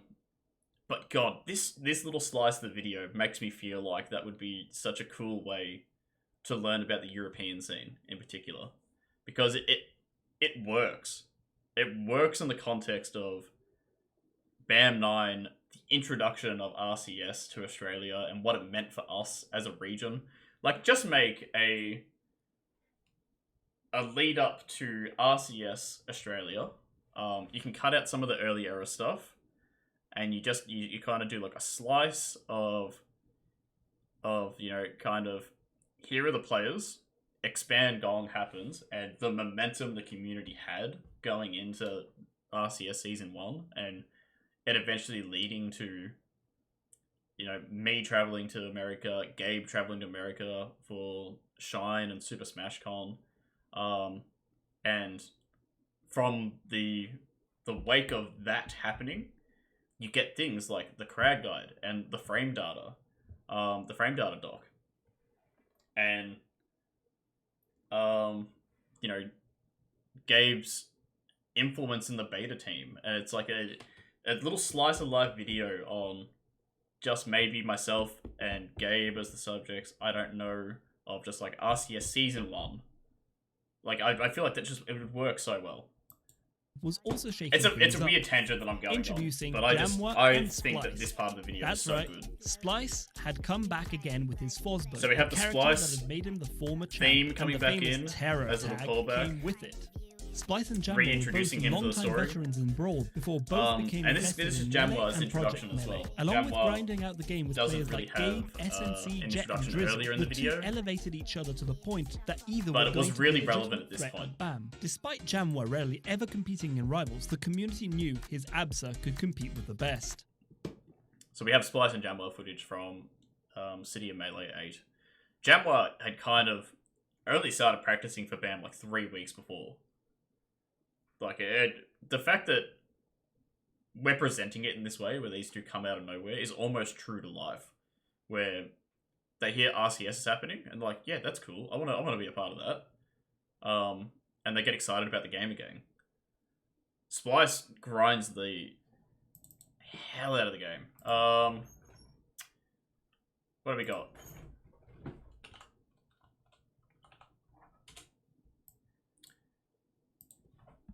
S&C's house. With Splice. Is that going to pop up with anything? Nah.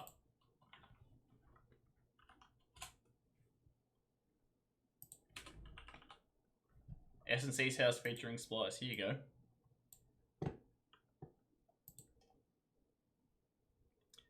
In May 2017, I think this is literally the week of the major, or like right before. Splice comes over to my place. We do a 4-hour stream. We did this with a couple of players. A 4-hour just Crag versus Forsburn. Playing, you know, first to 5 sets. And we did a gang and a gang and a gang. We're doing stage bands the whole time. He was writing notes throughout the entire thing. We walked for like 2 hours to get KFC at one point. And off the back of this, the man just absolutely kills it at BAM. Like, The two would test the waters shows up at out of a small nowhere, local and like event 3 held in weeks of Melbourne practice, just 1 and he week makes before top BAM. 4. City of Melee 8 would end with Splice and Jamwa taking second and third respectively, It's a both crazy losing result to in any SNC, case. but this was enough to get the community talking, as they each took those placements over already established high-level players like There are a few S&C's house streams on the Rivals of Aether Australia Twitch if you are interested in looking back from 6 years ago. I think there's a couple with Splice, got one with Jamwa. I think Stutter's there for one of them. like Jet, Osu, and Drizzle. With results like these in the lead up to the major, BAM 9 was easily one Kind of of the most re-establishing unpredictable Jet, tournaments the region Osu, would Drizzle. ever These are the see. important With the exception names. of Dave, practically They every need to be on high-level the screen Rivals so that you're player reading Australia them had so to that you're offer aware of would them. be in attendance. The path to top 8 would lead to some upsets. Splice's return saw him narrowly beating Callisto to enter winner's side of top 8, and Jamwa managed to win a close set over Zemestra to earn his own spot on the main stage. I made sure that in particular got mentioned. There's a lot of narrative build up to this. Zemestra hasn't had much of a narrative in this video, but Zemestra, for her narrative, I made sure that there is a mention eventually that Zemestra tops 8 a major, because one of their goals throughout their time competing in this game was, I want to top 8 a major. And they always just missed out. They placed 9th, I think, maybe 3 or 4 times at major events. And they were grinding the game, and they just got really unlucky with some player matchups here and there, and yeah, super nervous about this set in particular. This is pretty much last hit. Managed to win a close set over Zemestra to earn his Like, if that's an upstrong there, Zemestra wins the set and goes into top 8 the next day. own spot on the main stage. Even Ruska, fresh off of multiple wins Mast, first time we're seeing Mast ever. I don't think the name's even popped up. against Gabe, would enter top 8 from loser's side after Mast taking was a loss to similarly Neeson's new gutted trained to Zetterberg. not make top 8. Day 2 would see the surprises continue. Loser's side top 8 had both Rusker and Jamwa bow at 7th place, each suffering from their relative matchup inexperiences. Neeson was given the opportunity to finally rematch Splice after his loss against him at Project The Melbourne 2, only this time managing a convincing criticism I would 3-0 win say to leave the Terror is, behind at 4th place. After each took losses against Gabe, Neeson and SNC Jeez. would clash in The the BAM losers' footage finals. In a tense back-and-forth set, The Game overlay 5 that we would see had Neeson didn't clutch out a have win, making anything his way on the into a grand gameplay. finals The gameplay rematch. was just The here. upsets would stop there, But we with have Gabe winning his Player cam footage of this entire thing. Let me find. I know I had a setup before that had it.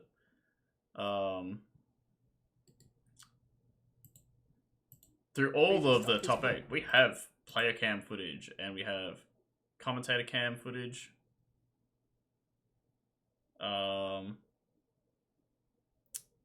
Which I suppose doesn't show up here.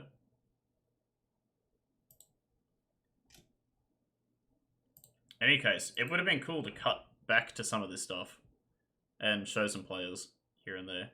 It's a shame that some of these VODs look like they cut off as soon as the set ends, so you don't see reactions. Really started Goes ham, implementing a but- game. Yeah, this was a really big stream. This is the highest amount of viewers that Australian Rivals has ever had at this tournament. This is right before Melee top 8. And they put us on the main stage for Rivals being at BAM for the first time. There's some behind the scenes sort of drama with this one. It was on the front page of Twitch as well. There was a bit of drama with this one. We had skins on the start.gg page, or smash.gg back then, I suppose. But they were locked behind funding the pot bonus for Melee before you could put any money into the pot bonus for Rivals. And the pot bonus for Melee was $1,000, I want to say. So Rivals money raised a shit ton of funding. They were selling the Excalibur Zetaburn skin, if anyone remembers that. So Rivals pot bonus didn't get a cent. So there was a base pot bonus that was supplied by Couch Warriors. So I think Gabe won the event. He made a bit of money, but he probably should have made an extra $600 or so. But it was locked by Couch Warriors. And I don't want to speak to the relationship between Couch Warriors and the Rivals of Aether, or Aether Studios team too much, but I suspect that was probably quite damaging at the time. I had nothing to do with it. I TO'd the event, but I wasn't the point of contact for any of this stuff. I didn't know any of this was happening. And when I found out about it later, I was pretty pissed at how it was all handled. But yeah, there was behind the scenes drama with it. But yeah, look, there's Fair. Callisto just gets a 3-0. Not late. some player cam footage stuff that I think would have been nice to include in this, because this feels very flat compared to the interesting footage we had with the player cam here across the earlier part. It looks like we get that right at the end here, which is nice. RCS would but it would have been nicer to see it earlier. Rasco Callisto commentary duo was legendary, by the way. There's Dread Tech in the back. Opportunity to compete in America with a start to the season like this. Yeah, Gabe making sure he's doing his thumbs up and everything. No time to take a break following ban, as the first of the online majors would be held only 2 weeks later. It was These were big numbers for us back then. We'd never dream of having 32 people at a major back then. That was crazy. This tournament that the story of RCS Season 2 started to take shape. After I a 2-0 am disappointed we couldn't find a VOD RCS May. I tried my best to look for something. I don't know why Callisto, it Dave, was never streamed. And then, on top of all of that, Double eliminates Gabe in Grand Finals. The first major tournament that... But this is the turning point for me as a player. I'd never taken an online tournament off Gabe to this extent before. Yeah, lost footage hurts us hard. We found a lot of stuff in the making of this, so a lot of stuff was recovered over the process of this. But yeah, lost footage kind of hurts. Would have been cool to see. The SNC had ever taken off of him. SNC would. What we did just see, however, RCS July, Callisto. Huge upset. He actually wins one of the RCS online tournaments over Neeson. Taking sets off of Kirito, Stutter, Callisto, Neeson, Dave. And the point system was really skewed back then. The difference between first and second was absolutely huge. I think it was... First was 100. Third was 60. Second was 60. Third was 45. So, placing outside of top 2 was, yeah, so damaging. The RCS has probably taken years off my life with the point system. All of that topic will come back up later on. The first major tournament that SNC God, RCS itself is so stressful. SNC would go on to win 3 of the next 4 online majors as well. Yeah, Callisto winning the July event was an insane effort. That's probably one of the best wins Callisto ever had. Notably not making an appearance at any of these events. With his rise in the RCS leaderboard, SNC would be given the opportunity to enter the Rivals beta team in August of 2017. He would also follow Gabe's lead in writing guides for the Rivals of Aether Academy Discord server, with the pair each contributing to some of the earliest competitive resources available to the scene. The most ambitious of these was the now 87-page document. It kind of hurts to see this now because Giffy Cat dying has killed the crag guide. Known as Yeah. I'll get back to it eventually, but yeah. It's sad. If you go to the crag guide now, there's like 40 embedded GIFs that don't work anymore. So it's just really unfortunate. SNC's Bago Tricks Crag. Despite not being I in a cannot fully believe updated that state, the so document much commonly referred to of our as the scene's Crag resources Bible is is just still dead the single because of it. most in-depth resource available for the character to this day. September would quickly come around, meaning New South Wales' major tournament, Oz Fun Hadoop little Nationals Google Earth 15, whip. was right around the corner. This would also be the only Australian event that New Zealand's There you go. Fell and Drizzle. There's Jet in the background with a bit of a mustache, it looks like. It's nasty. Ugh. It feels weird not seeing him with a full beard. Fell would ever travel to. Neeson would swap mains once more to learn the recently released Ori, and with him and Gabe grinding out the matchup Holy in the lead shit. Ugh. I'm gonna salt out a little bit here. Release Ori is the most disgusting character this game has ever seen. I am such a downer on this tournament. I think it's disgusting that it was allowed to happen. I tried to make it illegal, and everyone was like, no, it'd be cool, it'd be sick. Ori just came out, we can have, or like, OHN will be one of the first majors in the world to have Ori legalized. And up to Oz Hadoop Nationals, the two were an absolute force look to at be this reckoned moment. with Gabe finding his It trades and it fucking kills him. way to grand finals, and Neeson He's just dead. And that's not even one of like the broken parts of the character. That's just how it is. path there himself by taking losers finals over SNC.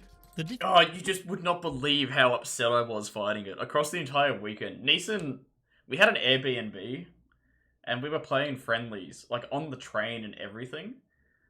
And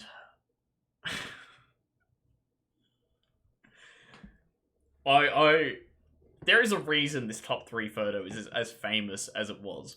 Difficulty of I was facing such so a upset. high-level Ori player left SNC And I was so utterly mentally defeated. drained that over the course of the set he eventually swapped to his Which is original why this main, happens. Zetterburn, This for the shouldn't final happen, game, but it had before to happen conceding the because set I was so dumb.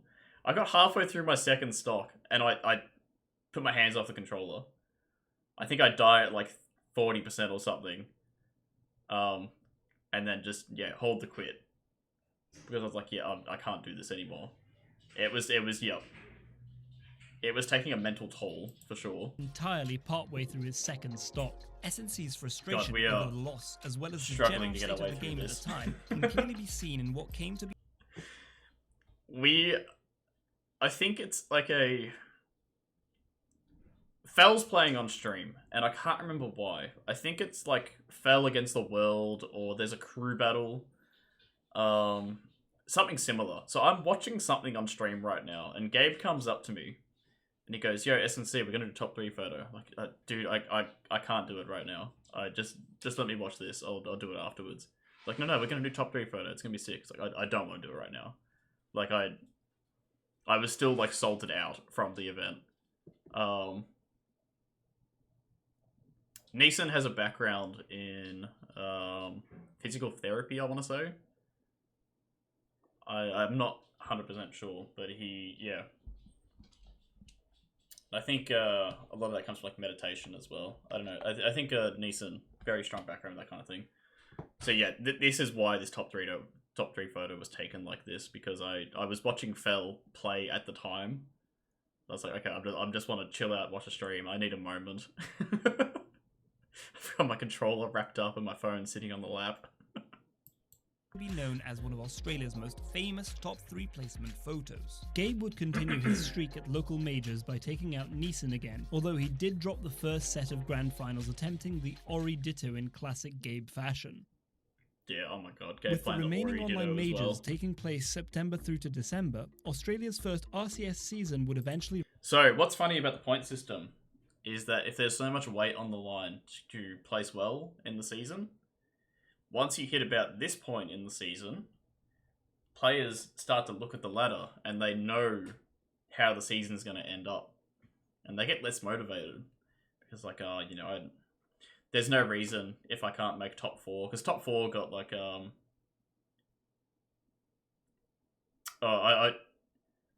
not sure my wife would agree, though. She saw some of these photos the other day and was like, God, I didn't dress you back then.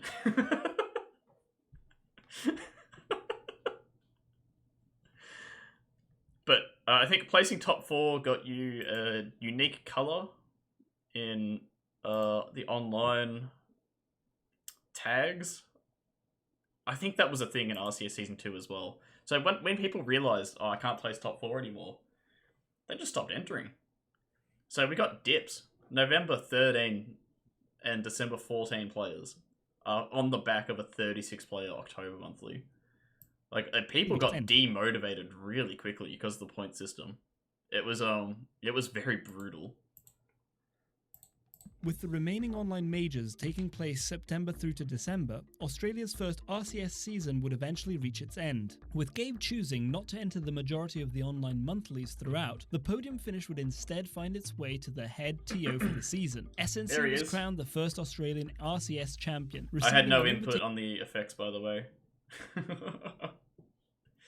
Look, me winning was a big shock at the time. There is something else in here. Hold on. Genesis.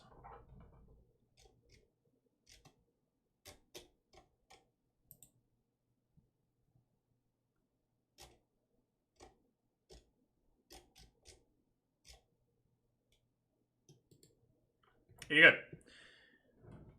A lot of the old articles on the Rivals website don't really work anymore. So there's stuff like, GIFs don't work, all the clips don't work. However, there's an interview with me in the lead up to RCS that's out there. So here, I talk about some stuff like, my first look at competitive gaming.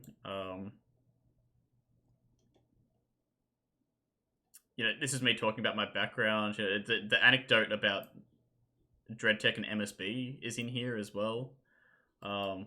Expectations for Genesis, like all that stuff is there. Gabe had a similar one for Shine,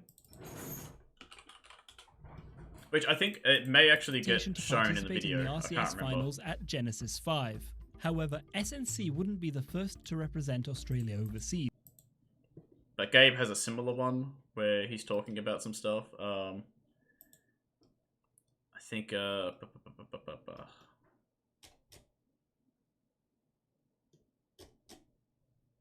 where's some stuff?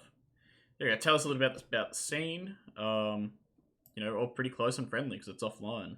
It's not rare for the best players in the country to invite newer and intermediate players over some games, which has led to even our newest players having a pretty solid understanding of the game, which is great. As the players who compete best over in the States, I'd say Dave and SNC would probably do better than I if they went over. For one, both these guys would take it a lot more seriously than I am. Didn't end up being the case, by the way. Dave never got over there, and I did not outplace Gabe in the end. Gabe's really pumping me up. From what I can tell, SNC is the best Crag player in the world, and he's been on a big grind recently. Dave also played the game like nobody I've ever seen in the States, thankfully. He's more than happy to just sit there and do nothing while you screw up an input with really passive play. I'd also love to see Jet play over there because he's my boy. Gabe placed 17th at both of his events. I think he also recently placed really well at a major event over there. A regional, I'm pretty sure. It is a real shame that COVID happened the way it did. I think we probably would have seen Jet make his way over to America in a different timeline, while he was the best in the scene. But yeah, it didn't work out that way. Thanks to the generosity of the Rivals of Aether community, Gabe was able to gain funding through the Shine 27. Okay, BAM9 top 3 photo. I'm a lanky fucker. Small anecdote, and a really personal anecdote, I suppose. My posture was not the best at the time. I was hunched over on the chair all the time. I'm very mindful of it while I'm working. At the moment, I'm leaning into the mic to tell the story and being animated, but As a result, I had winged shoulders for a little while, and I'm very aware of it now. And the reason I sort of became aware of what that was and started fixing it was because Neeson gave me a pat on the back after BAM. I was like, "You did well, mate." And then he felt my shoulders and went, "Oh, you should look up winged shoulders. I think you probably need to work on that." And that fixed up my posture and fixed my shoulders up after that. So it's a very weird sort of connection to make from a player at a local scene to sort of help you out like that. But yeah, it's funny what having those relationships can do. Anyways, yep, Gabe did the funding for the compendium for Shine and managed to get some funding. So he was actually the first to go over to America, beat me to it. 17 compendium to travel to North America to compete in both Shine and Super Smash Con. He placed 17th at both events, being eliminated by... One thing I've intentionally glossed over in the video, I'm not sure people would remember it. Pepe. God, I can't even remember the name of the clan. They were insufferable about Pepe beating Gabe. They like raided the server and were making memes about it, and they were on Twitter being active about it as well. It was probably the most insufferable any NA sort of community has been towards Australia in general. But yeah, Lord Bagel. I didn't realize Lord Bagel had beaten Gabe at both events until I started writing this. Canadian Etherless player Lord Bagel at each, but he was able to collect a notable win against a very well-known NA player during I like Shine, showing this. Daniel I think it's a Finesi nice himself. connection. This is someone that something that 28 most people would be familiar with as soon as they see it. I'm like, oh shit, it's Dan. came around, and with it Genesis 5. It was SNC's turn to show the world what the Aussies were capable of. With his unfamiliarity, I had so many regrets after this set. I was so jet lagged playing in this tournament. I rocked up the day before the tournament started, and I did not realize how jet lagged I was going to be because I couldn't afford to come earlier. If I'd been able to afford it, I would have stayed in America longer. I would have played friendlies with people, but I hit a mental block in every set I played, pretty much. But yeah, it was cool. I played Damn Danny a bit at the after party later on. He was a cool guy. I have a lot of love for the Arizona scene in particular, which is where Damn Danny comes from. So he was really tight with SBS for a little while. I think he was one of their best players. I stayed in the States for all of 3 or 4 days. Like, I had to fly home immediately because I had no money.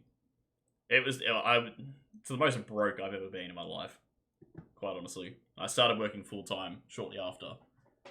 So I did the full flight over there, attended Genesis, and then I was gone straight away because I didn't have the money to just stay and do anything else. Someone shouted my accommodation, and I paid them back once I was working and had a job. Like, I actually had raised money through the compendium, but I didn't ask for enough because I thought the flight voucher was going to cover more than it did in the end. But flights got too expensive by the time I had the money. Of the Yeah, NA it was scene, SNC rough. would go on to place 25th in singles after being eliminated by Arizona's Damn. I would have loved to have got over to America again now with the preparation that I think I would have needed back then. Not now, but like if I had gone back in time and I don't know all that. Yeah, flights were like $1,200,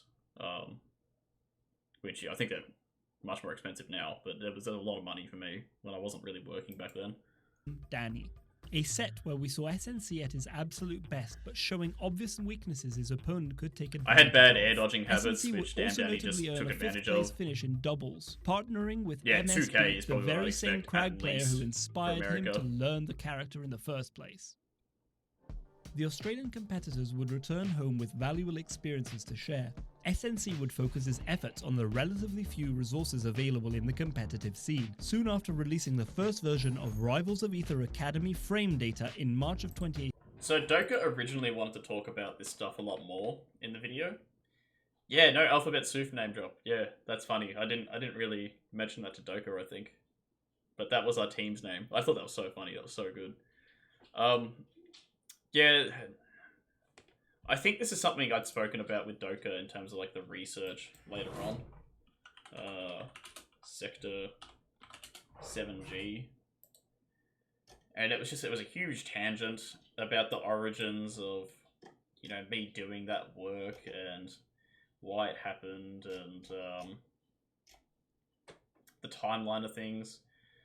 The frame data that was available was through Kurugani Hammer, who is also an Australian Smash frame data guy. And he originally had frame data on the Rivals of Aether tabs here that was so out of date and misleading, and it led to people being competitively illiterate back then, I want to say. The development that happened back then was really slow because the resources we had were so bad. Nowadays, if you click on either of these Rivals of Aether buttons, it pops you here. So Kurugani Hammer, after talks with me, was like, yeah, I'm just going to link to your spreadsheet. Which, yeah, I'm very happy that that's in place now. We also have the updated one these days, which I probably should link to this in here. I haven't done anything with this in a long time, but I'm a bit out of date on that stuff. I hated my time in America, and I'm very critical of it. It was the most confronting experience of my life, the homeless community in San Francisco, and that was, what, 6 or 7 years ago? Yeah, 6 years ago. And apparently it is a lot worse now. Yeah, Oakland, it's tough. So I always, yeah, that's the thing that I tell people. It is one of the most confronting experiences you could possibly have coming from. Like we live a pretty privileged life here. You only get confronted with that kind of thing in the city in, you know, small doses, but in San Francisco and Oakland and the surrounding area, it was bad. It was homeless communities living in cardboard houses. Anyways, I won't dwell on it too much, but it was bad. 18. This would arguably be SNC's most important contribution to the But community. Doka really wanted to discuss over the years. the frame data stuff. Following the new year, an updated I basically power told him ranking that was also if he wanted to discuss that stuff, it has to be a separate video, and I don't think it would make for a good video either. But I made sure that any discussion of that stuff was kept to a minimum. I think if it doesn't serve the narrative of the country, of the region, if we're just talking about, and then SNC did this, and then SNC did that, and I'm really mindful of it, especially because I am writing it myself. I make a lot of jokes about my own sense of self-importance and reminding people of my contributions and things like that. It is a joke. I get quite self-conscious about that kind of thing, to be honest with you. That I'm trying to be mindful that I don't have that much weight on my name with people, because I don't think that makes me approachable in any way, and I don't think that's good for the region either. But it's funny to play the persona. So I play the persona every now and then. But I was particularly mindful of that when I was writing this, to try to make sure that didn't happen. I'm not sure how good of a job I did. You can tell me otherwise if you think so. But I tried to keep that stuff to a minimum because I didn't want it to overshadow the rest of the stuff going on. also released, one of the largest Australia would ever publish. Oh yeah, I kind of skimmed over the PR part here. This is a mess. This is so many names. Honestly, crop out this part here. We tried to include a lot of people because we wanted to... Look, this is the biggest competitive scene we'd ever had at that point, and we wanted to recognize the efforts of a lot of people. So it felt wrong having a PR and not recognizing Osu, Mask, Galace, and Boylips, all of which were insanely good players, but didn't have the results to put them above these people. And if they weren't here, they were going to disappear. But then the fact that we have honorable mentions, Splice, by the way, Rizel, This is too much. So I don't know. Crop out this whole part down the bottom. I feel like if the divide between these players is too hard to distinguish, then I'm starting to wonder whether anyone in green, which would be what, S, A, B, C tier. I don't know. It's a lot. One of the largest Everyone's Australia would numbered. ever publish. Yeah.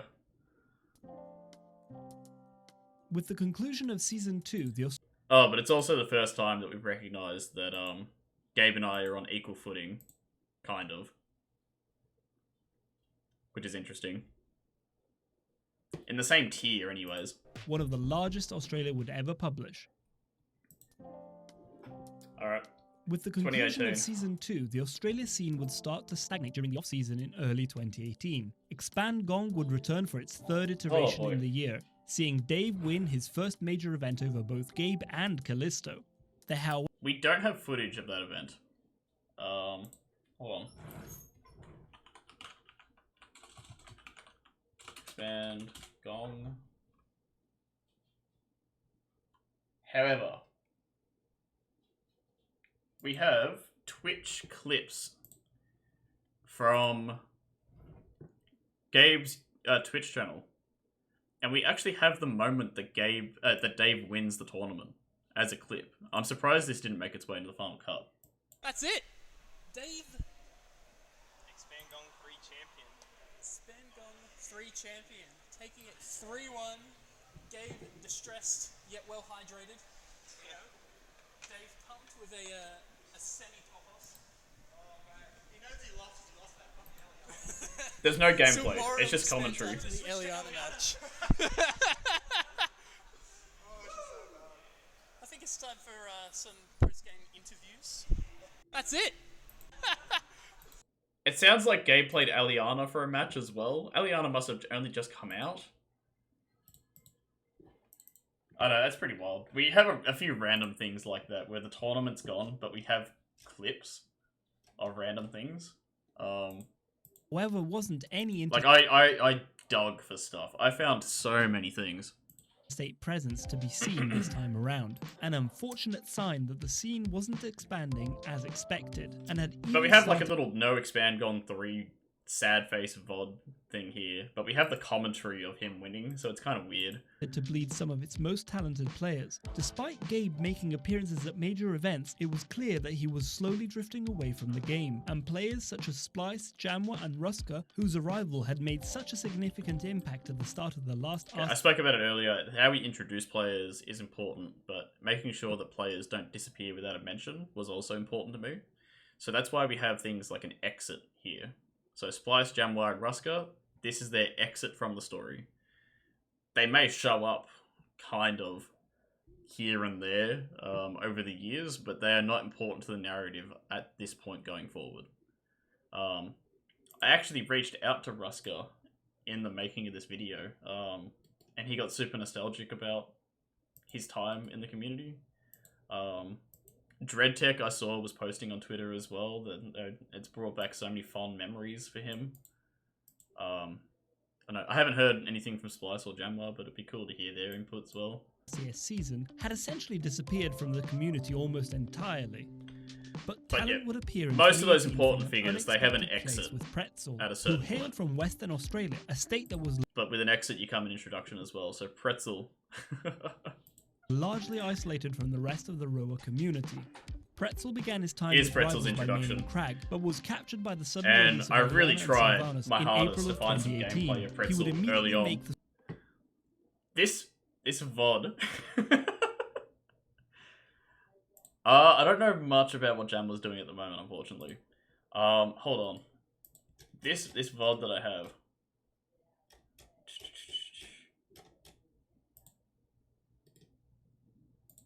Pretzel. I'll search it.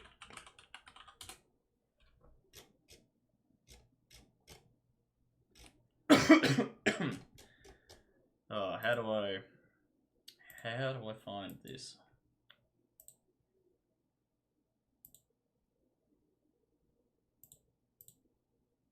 Because this VOD that's showing the background, it's not tournament VOD.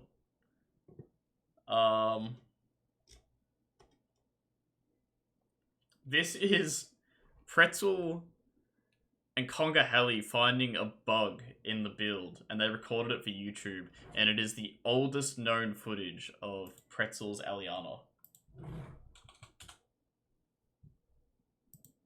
Here you go, I found it. So, 5th of April 2018, Aliana released 2 days before this, and Pretzel is already playing.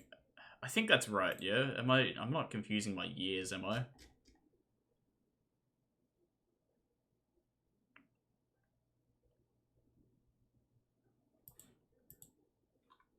Yep. 3 days prior.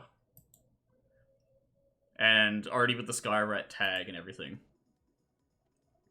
And this is the oldest known footage that we have of... Yeah, I know, trimming the OBS and everything. This is the oldest known footage that we have of Pretzel's Aliana. With, like, the earliest patch. And it's of this. Which Doka has kind of clipped around for the purposes of the doco, so that you don't see what's actually happening here.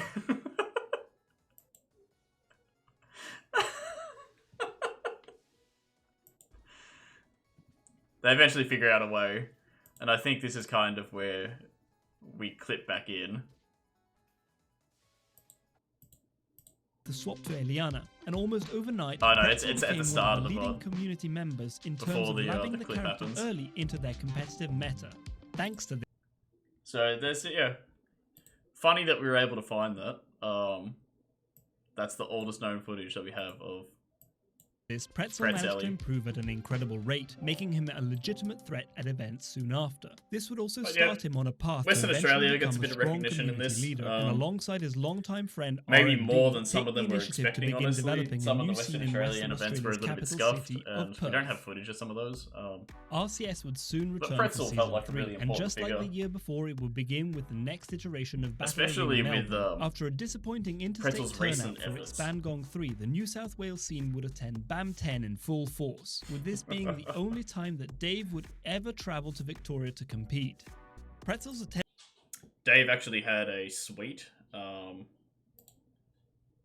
Ooh, I wonder if I have photos.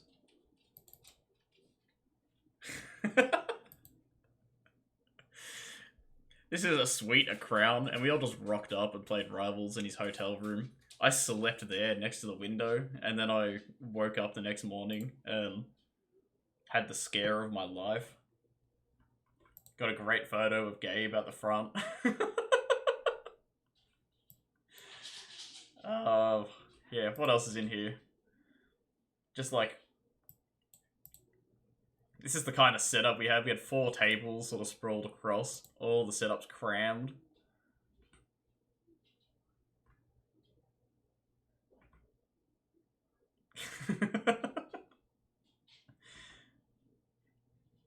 Pretzel and Boy Lips. Callisto and Mellotech. That's how this photo was found. I just have an album of this stuff.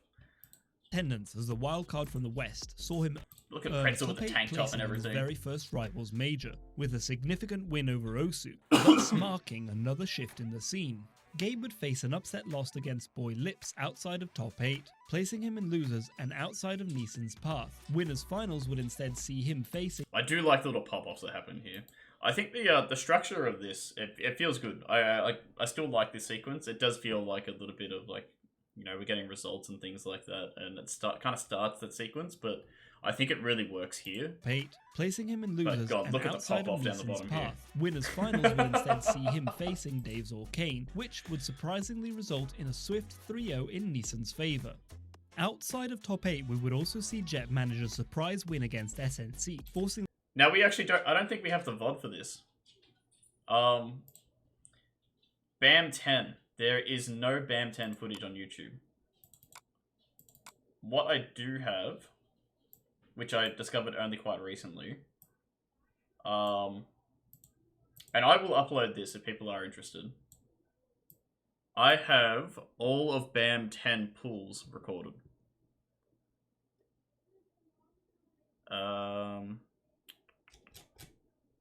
Here we go. So I don't know what's in here, but I managed to find some stuff. Yeah. Drizzle Tie. I'm not sure who this is. These are individual sets being recorded, so I could just pop these on YouTube. People are interested. Rysel. And also Tie. Like, here's a Rysel and Jet set that it's not on YouTube anywhere. And I have no idea why it isn't. Is there no audio for this? That's interesting. Maybe that's why it's not on YouTube. But for some reason, we don't have any at top 12. I'm not sure why that is. It looks like we streamed it but didn't record it, and then we lost the stream. But I was able to find Twitch clips of a lot of the moments from top 12, like this one. The Crag main to Jet beating me for the first time. Players throughout his This is the first time run. Jet This ever took a culminated set off in me. SNC's first ever win against Gabe at a local event, a feat which had taken him years to achieve and would see him progress to losers finals, earning a top 3 place. In Gabe's place, it was Dave who would put an end to SNC's bracket, taking the set and earning a chance at a rematch with Neeson. Grand Finals was almost a repeat of their previous set. But it's kind of however, with that's why Neeson this is sneaking his edited way this through to way, claim his first major win. without showing. With BAM 10 over, Because I really would have liked to have shown some Dave wins over me here and him popping off at a major, because it's the first time and only time he ever travelled. But we don't have that footage. It really sucks. I don't know why we lost that one. But yeah, it must have been something we overlooked at the time. There's a few tournaments like that, unfortunately. Some that we were able to recover. Like people had the footage on their hard drives or whatever, and it just hadn't been uploaded. But some are just, they're gone, unfortunately. Yeah, the Masked Lonely tag. but the new season was suddenly in motion.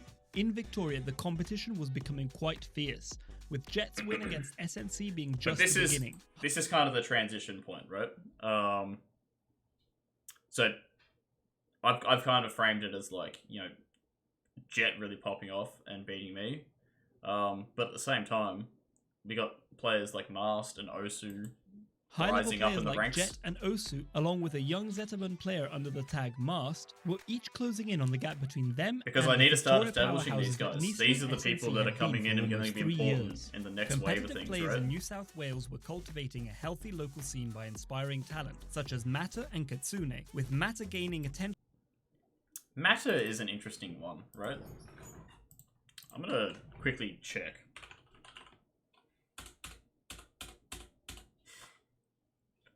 I literally never mentioned Matter again in the script. You have some news? Do you have the BAM 10? Holy shit!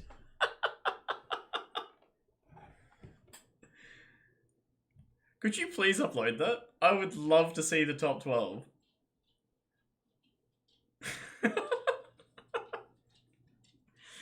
If you have the, if you have that, then is that why I have the pools?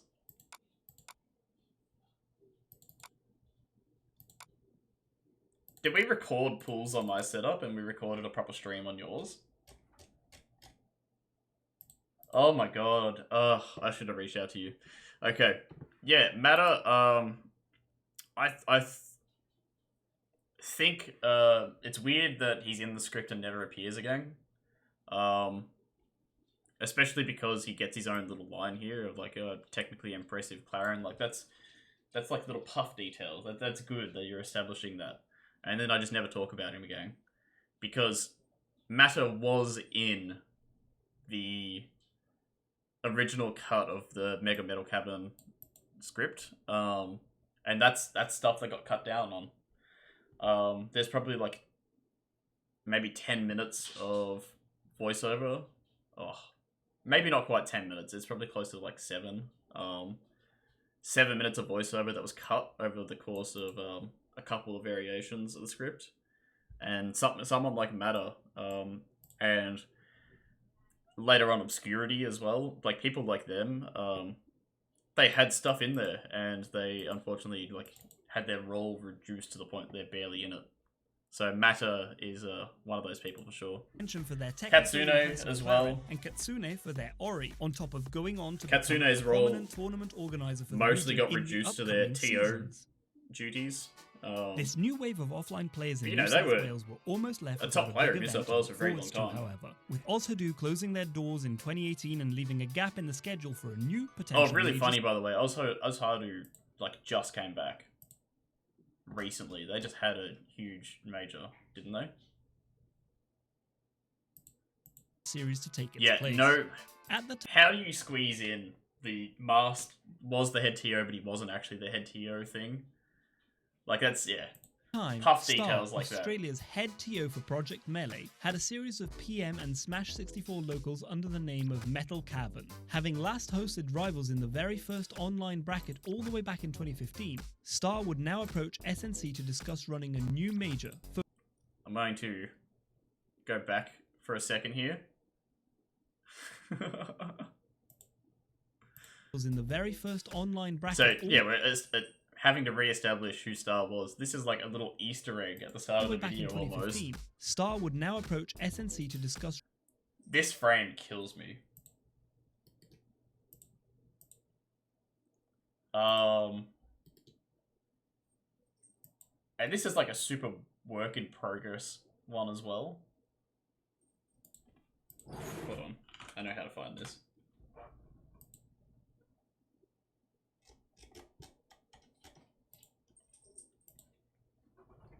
Doka had another version where he used my Super Sammy roll speedrun photos.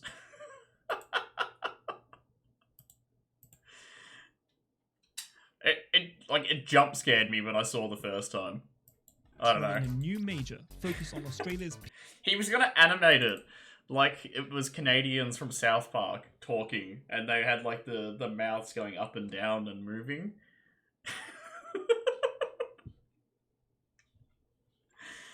But it's a throwaway bit for like 3 seconds PM of and footage in Rivals total. communities. This would result in the creation of Mega Metal Cavern, a major which aimed to celebrate the games which wouldn't normally get the spotlight. The first. And yeah, it received a lot of comments about this photo. People being nostalgic about that. Like Sock and Fess, in particular down here. Mega Metal Cavern would be a huge success within the community, with many from the Victoria scene travelling up for its Rivals bracket. We also have, doesn't really get a mention at this point in the video, but RMD was also travelling with Pretzel at the time too. Mega Metal Cavern would be a huge success within the community, with many from the Victoria scene travelling up for its Rivals bracket. Dave was in attendance for the top 8. Which we kind of saw in the trailer.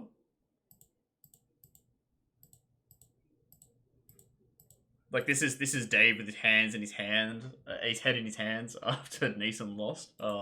He didn't actually play Travelling up for its Rivals bracket. for the event though, Pretzel would also return for his second major of the year, finding himself. and the tournament was restreamed.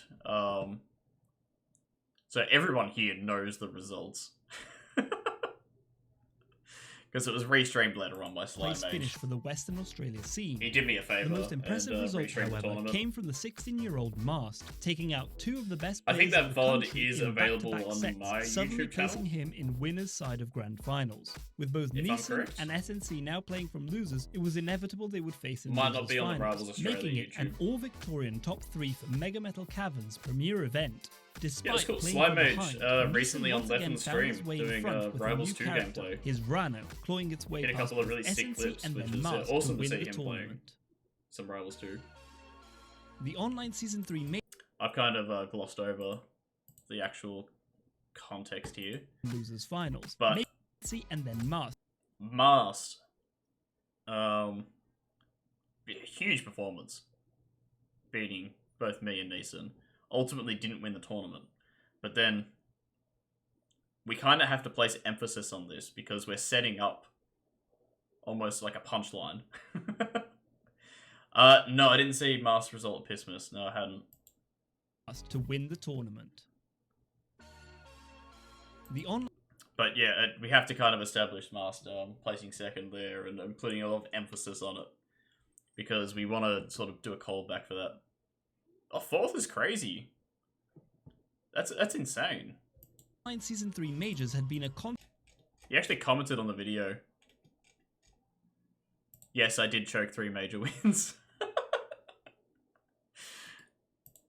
constant back and forth between Neeson and S&C for the top You obviously spot watched on it on the leaderboard. way back But with home or Neeson something. now winning his second major in a row, his status as the best in Okay, I want someone to screen cap this and send it to Neeson on Twitter for me. The fact that I wrote a script that resulted in this happening is not lost on me. Oh my god. Australia had been thoroughly established. Neeson would be Australia's RCS Season 3 champion. Receiving the invitation to participate in Genesis 6, Neeson would become the next Australian to fight on the world stage. Unfortunately, the growing roster... I'm not going to dwell on it, but Neeson has the most unfortunate tag possible Neeson provided the for scene this with a footage. strong Rana player to learn from, but without there being another Rana... If you of know, the same you know. caliber If you within don't the know, I'm not community, going to tell Neeson you. was left unprepared for the ditto when facing Dank Ramen Boy in his loser's bracket, ultimately getting knocked out at 33rd. Challenges like these were... Hold on, I have notes. During my first watch of the rough cut. Tag.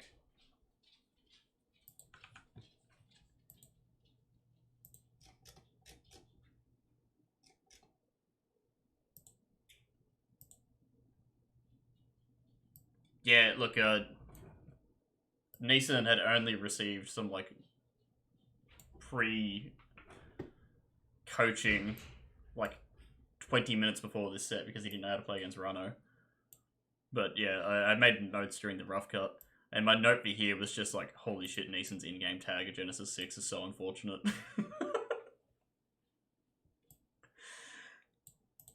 only widening the gap between each region's skill.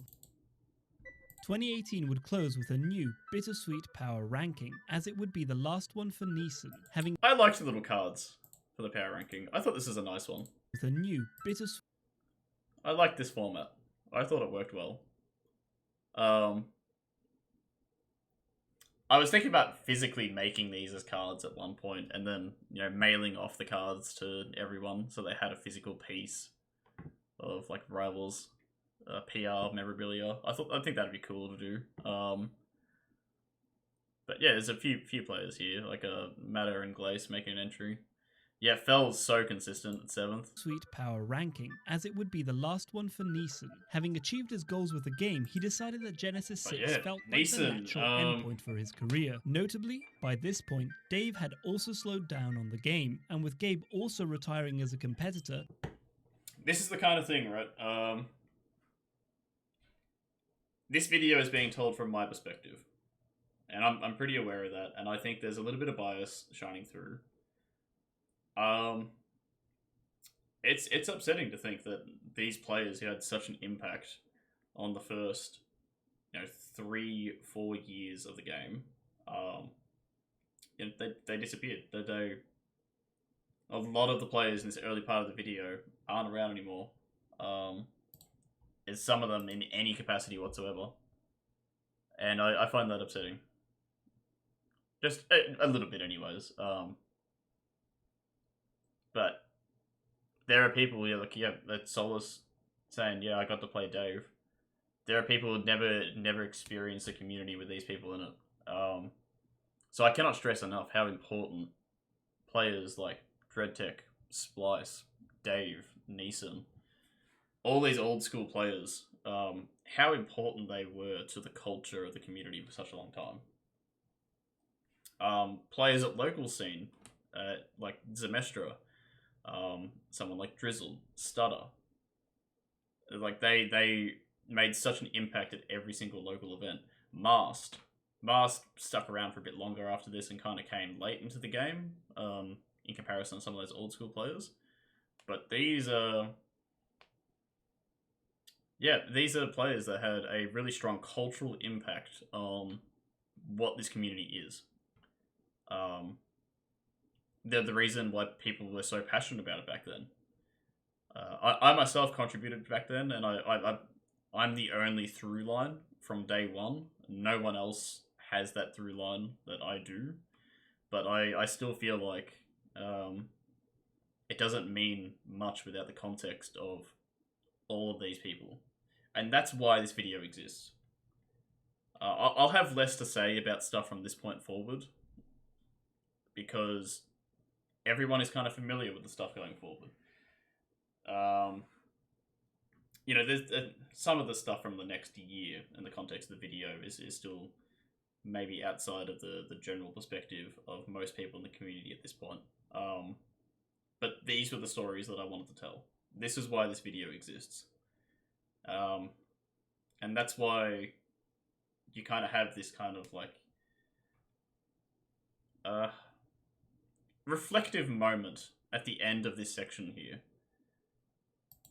where we The Genesis 6 felt like the natural say like it's a endpoint bittersweet of his PR career. because Notably, by this point, Dave had also slowed down these guys, the game, they're and with moving Dave on with their also lives. retiring as a competitor, the year Dave would is end a with Australia doctor. having lost 3 of its most experienced Gabe players. got his PhD and was working overseas now, and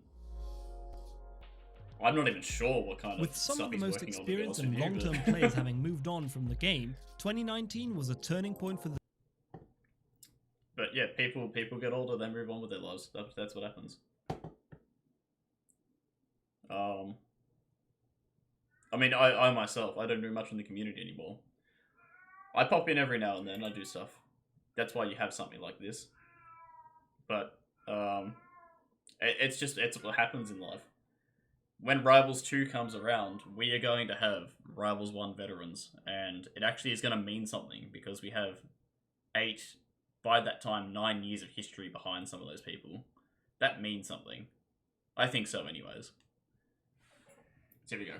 Transition era, starting onto the part region's 3 of the history. video. The community was thankfully able to maintain some level of momentum, with weekly events still ongoing. It is wild and seeing the Callisto amateur on series screen still and he's not fostering the new analyst talent. player. It is during this period that many doesn't of the work. region's It doesn't- current top players and community leaders My would brain first isn't appear. connecting the dots. Fan 11 would arrive a little too early to be a part of the RCS season this year, but it would serve as the perfect tournament to establish the region's current top players. Semestra was able to So we're getting straight into BAM 11 for the transition era here. So we've kind of skipped over some stuff early in the year, which is totally fine. It's best to just keep coming to upcoming stuff. But this is kind of the point where I suppose my more relevant reign starts happening. And admittedly, I don't feel super good about it early on, because I don't feel like I have as much competition. Mast for sure roared at BAM, and I'm so happy that I got the win over him at this event. But yeah, I mean, once Jet came into his own, yes, BAM 11 is the event Congo arrived a month early to. Once Jet came into his own as a player, that's when the scene got exciting to me again. But this year, I don't know if it was because the sentiment around it kind of got to me a little bit, but I feel almost a little bit negative about the fact that I was so dominant in this year, because it's a reflection of the fact that people left, and I was just, you know, big fish, small pond, kind of. Anyways. finally earn the top 8 placing that they had been aiming for. And there's the past payoff to year. Zemestra's mini arc in the video. It's not something that we focused on at all, but Zemestra finally got the top 8 finish.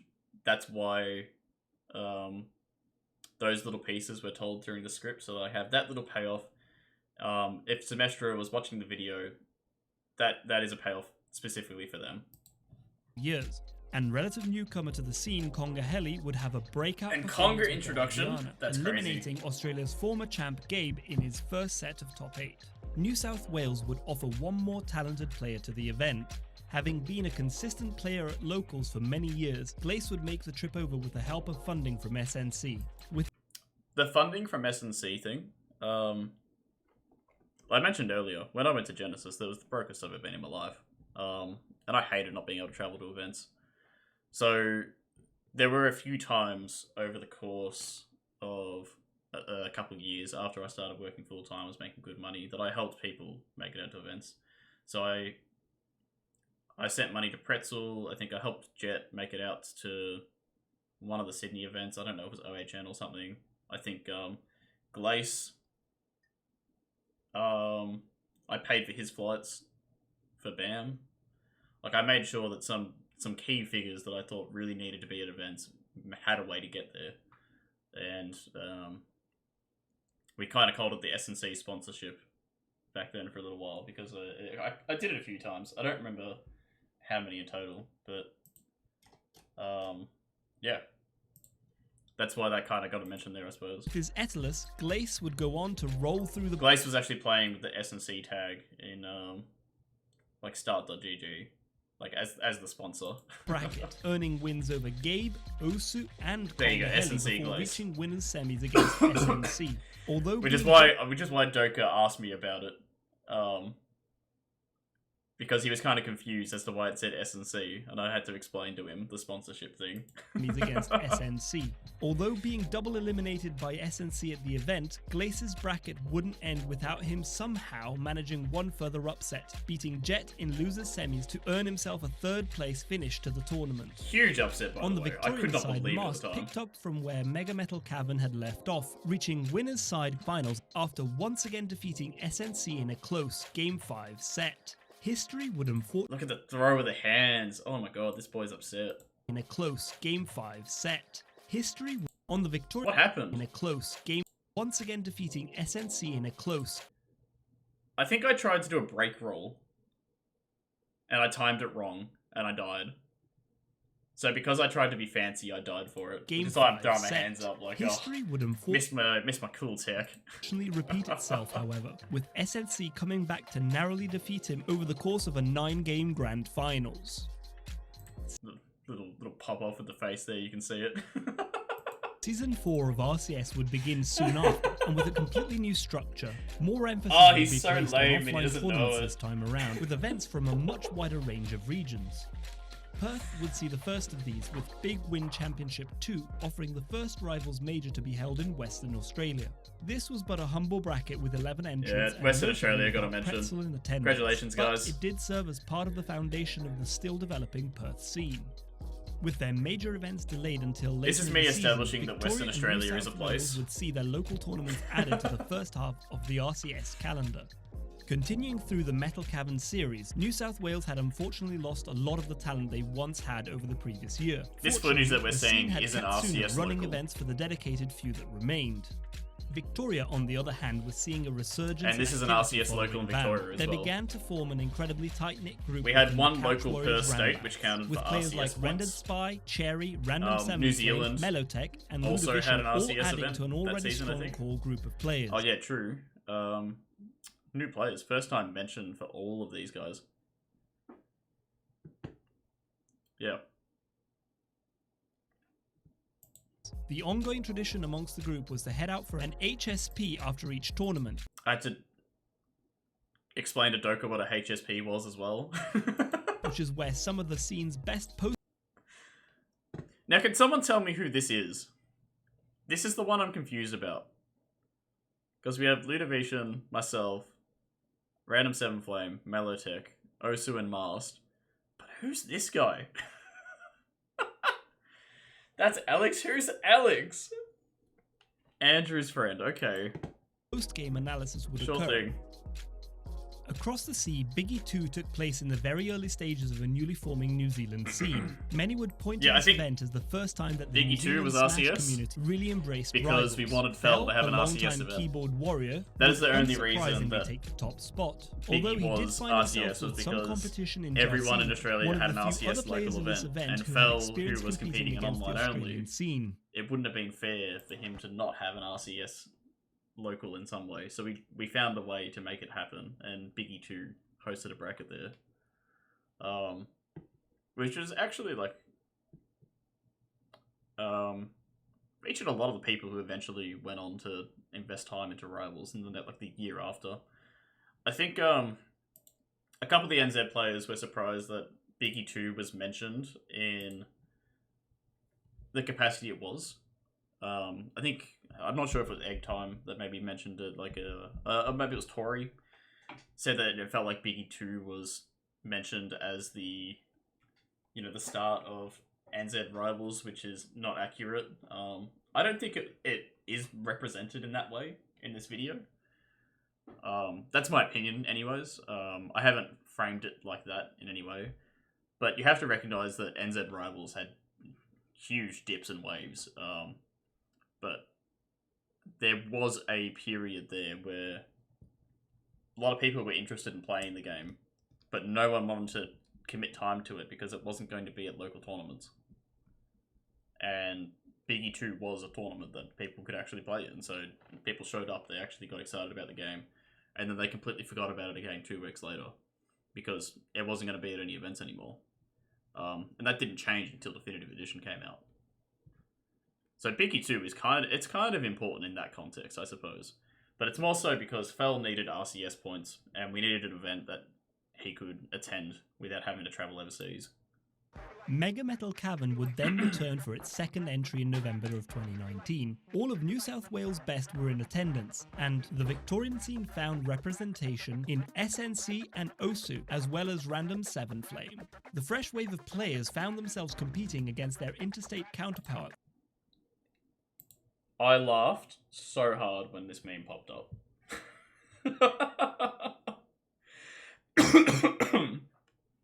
The first time I saw this, I just cracked up. I was not expecting it. In the original cut of the script, Obscurity and R7 Flame, I actually wrote a bit about it. And there was a kind of narrative build-up in a couple of like sections before this tournament, leading up to this point where they would, you know, test their grounds and fight for the best Arcane. It's like a little side narrative that would make for a good short 1-minute video of the importance of this one set in the context of these two players. But there's nothing in the voiceover about it anymore. I asked Doka, is there any way we can have that set shown in the edit? Because people who knew the story would see this set and remember all of that. And then he made this meme edit, and I thought that was perfect. For the first time here, and the friendly rivalries that had formed would help But Mega Metal they had Cavern 2 completely maintain the different strong Arcane sense of styles. community that had made it a hit in the previous year. The And tournament both would of also them have a breakout performance thought of its that, man, own to rival I can do it Glace's better than the other recent guy. run at Battle. And this set was the Raizul, proof. a player who we last of, checked in you know, on at who was the Project better Melbourne Arcane. 2 all the way back in 2016, had been playing Ori ever since their release. Although he was also in attendance for a number of events we've already discussed, his results so far were with him rarely touching the game. So this is our little Rivals recap, because we never really touched on Rivals again after Project Melbourne 2 all the way at the start of the video. But we have to establish, like, he's still playing in events. Him being one of the best Project Melee players in the country. Yep, first year he's ranked above Sora or Joshman on PPM rankings. Even the smallest amount of dedicated Rivals practice could be enough to see him cause some major upsets. With that in mind, it was almost predictable that Raizul Callisto. would double eliminate Callisto and Clarent, I eventually forgot take about down that. Osu's Maple in his party. Oh, Andrew.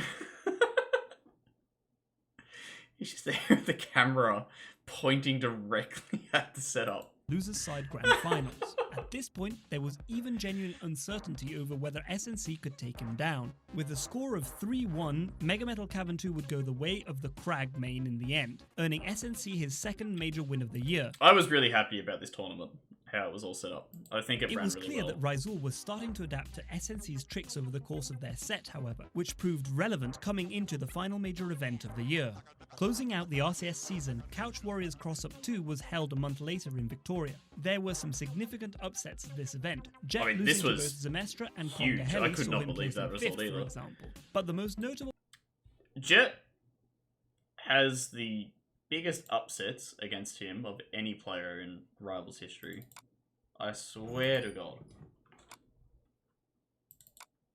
Anytime I'm talking about a big upset, it's him. by far was that Rizul took the lessons learned from Mega Metal Cavern 2 and applied them with confidence, double eliminating SNC to win the tournament over him, a feat that only Jet had managed to achieve over the entirety of 2019. In spite of this, Rizul's feat would not Jet, feel prevent free to SNC share your from thoughts if you maintaining the like. first place in the RCS Season 4 leaderboard, and Who for the drew second this? time, he would be crowned the Australian RCS champion, having already taken the Is it opportunity to Jamwara compete Hums? in I don't America in the know. past, to the surprise The medal's quite funny. H smiley face. Yeah, it's H smiley face. The blame hums is what I was remembering. That's an edit as part of like the PR that I made. This SNC #1 the best.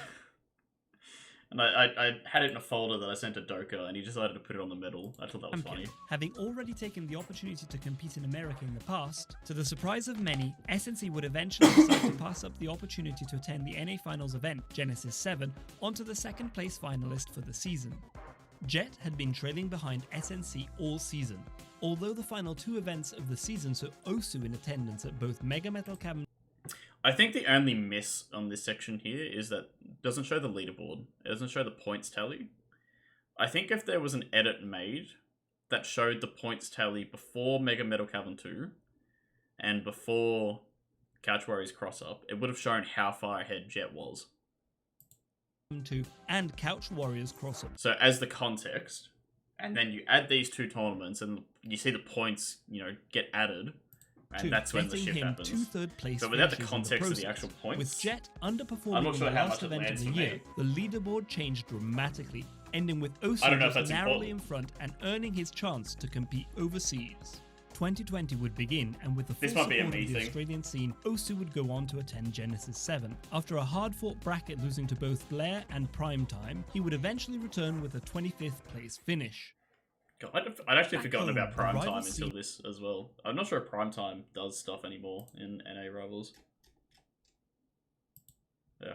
Anyways. Still recovering from a long RCS season, the Australian Smash community, on the other hand, were only just hitting their stride, with New South Wales being host to Phantom 2020, a premium event which had even attracted international talent in attendance. Katsune would be offered an opportunity to TO a rival's side bracket, giving the New South Wales scene some proper stakes quite early into Alright, the I'm year. gonna read this message from Jet. A lot of upsets on me from not fully respecting the other person I'm playing against. Whew. Yeah, fair enough, eh?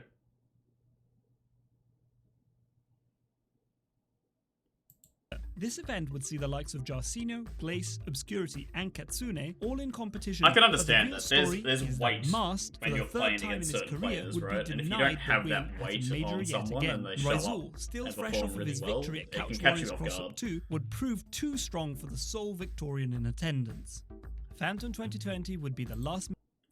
The only disappointing thing about this,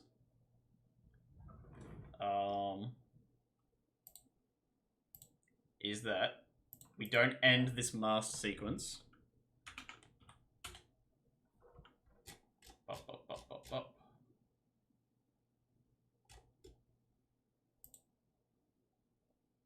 The only poor thing here is that we don't end this sequence by showing the top 3 photo from Phantom 2020. Mast placing second again for the 3rd time in a major. I think that is the perfect cap for his story. So yeah, that's my only wish, is that something like that was added. Yep, that's the second son emote in the Discord server. But we kind of move on very quickly. And I think this is kind of the turning point for the video, where the pacing ramps up. Darkbot was instructed to talk 10% faster than he normally would, essentially. For like the whole video, it's like 10% faster than his like comfortable narration pace. And I think it's starting to catch up with you at this point. You've seen about 32 minutes of the video so far, and we're starting to leapfrog from topic to topic very quickly now. I think the pacing was probably pretty good, and then it starts about here that it feels different to me. I don't know. Too strong for the sole Victorian in attendance. Phantom 2020 would be the last major tournament in Australia before the world was wrapped in a global... But I'm also not sure if like the tone needs to change here. There needed to be a divide between Phantom 2020 and what we're talking about right now. And I think that maybe the music continuing doesn't help with that, because it feels like this is a continuation, and that means the narration is supposed to be a continuation as well. And you got the same tone, but we're on a completely different topic, and it gives me whiplash a little bit. So maybe there needed to be a moment where we hold on the top 3 photo. That's given appropriate weight with the music. We sort of fade everything out, and then we fade back in, and we do a Doomer COVID lockdown part that's always necessary when you're talking about these things. global pandemic. Local events would halt in a number of states in Australia, with But because Victoria the and New music South Wales continues experiencing through, some of the longest lockdowns in the world. The pandemic it hit all hard starts enough that bleeding local together in events my haven't mind. bounced back for this part of the Rivals community, forcing the scene to go almost solely online, with the exception of a few major hosted events to this day. The transition began in part due to the introduction of a new official competitive season, the Rivals Online But I think this track continues for a long time, I'm pretty sure. Championship Series, a season composed of solely online majors held bi-weekly from April to July. This would be a season marked by the SNC versus Jet rivalry, and while But like we've jumped a gang from one tournament to COVID to online RCS series. SNC was able to get ahead It's all in the most same events song, over so the it's- course of the season, it was Jet It's all that would bleeding take together out the at this win point. in the ROCS Like this is where the finals. info dump Now parts approaching happen. the release of Rivals Definitive Edition, Rivals gave Definitive Unix an Edition. unexpected That's the. contribution to the Australian community with this smaller Is scale that the power fourth ranking, separate released point in that the we've hopes had of with this immortalizing the music? scene's highest level players ahead of We what got the PR, community it's expected number to be 5. an influx of new players. With the next Okay, I feel like we've had so many points under one song, and I feel like the music choice is what's led to that feeling like the info dump it was. Like there was some interesting stuff there, but I just feel like you changed the delivery of the lockdown section a little bit. And then you kind of use that to transition into the online series stuff. And then after that point, you can season more smoothly move on to the here. So we've got a different song now. I feel like we're starting a new point. Yeah.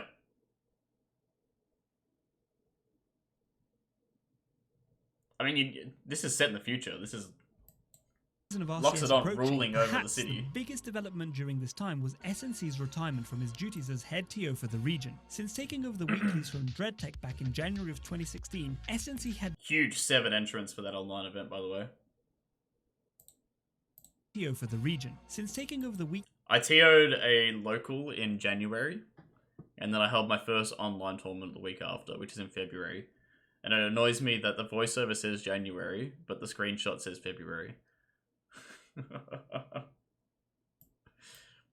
But yeah, I mean, I was doing stuff for a long time. SNC had been responsible for delivering 3 full seasons of RCS, some of the country's I didn't expect Doka to do this. largest major events, and only recently the Juggernaut, which was the But this really does put emphasis on how much I did over 4 years of TOing, because I TO'd every single Couch Warriors Ranbat once a month for that entire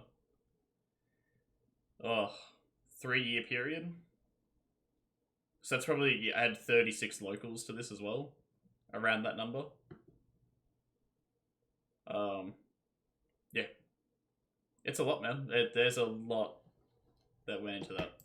the fortnightly ROCS season. The shift in leadership was something the community had already been preparing for. Osu had been a long-time co-TO for Victoria, and with Katsune taking up the mantle of head TO for the next 2 seasons. Very funny that that's the image used for Katsune. Who decided on that? What the heck? Is that their current... That's their current Discord profile pic. Is it? It's the same character, but it's a different art. Okay. Oh, whatever. RCS, the season would be left in good hands. September ushered the arrival of the Definitive Edition update, along with the Switch. But that's really strange, right? We have a unique music track just for my retirement section, and then we move on to something new. But the last section had 4 or 5 separate beats they were all under the one soundtrack. port of the game. A number of players, both returning and that's new, would strange to find me. their way to the Australian Smash Discord server to take part in the next era of the scene's history. I'm not This going to say was it's the not second important chance that you for give the my Oceania community retirement to as a really teen flourish. some weight, but it feels like too much weight's placed on it in comparison to the stuff that just came before. Season 5 of RCS would offer an immediate testing ground for the now renewed scene, boasting some of the largest attendance records Oceania had ever seen, while SNC and Jet would each I don't know. I don't know if that's landing for me. take Hello, out cat. wins during the season. The Come on. opening event in the Fire Whee! Major is perhaps the most notable due to its surprise victor. With the New Zealand scene starting to pick up again, its longest serving player returned with a reckoning. Fell would go on to double eliminate Jet in grand finals for his best ever tournament placing. The January 2021 season God, everyone 5 was so finals would hyped be a for Fell at the pivotal time. moment for the community. SNC would take the honours in both singles and doubles, with his grand final set against Jet being one of the best showcases between the pair all season. The most significant Best case showcases between the pair all season. I'm fully biased, by the way. I wrote that line, by the way.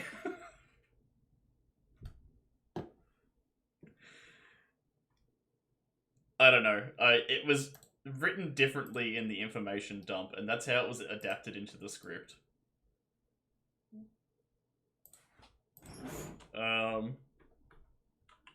RCS season 5.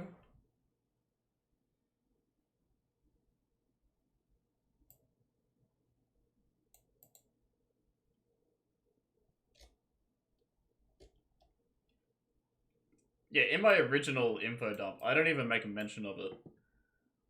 Like, COVID hits. Lockdowns, local tournaments haven't really bounced back. ROCS and RCS Season 5 pretty closely. It's the Jet versus SNC, SNC versus Jet rivalry for the entire year. I narrowly edged out the top spot during this year and the next, but we were extremely close in skill throughout. So, I don't know.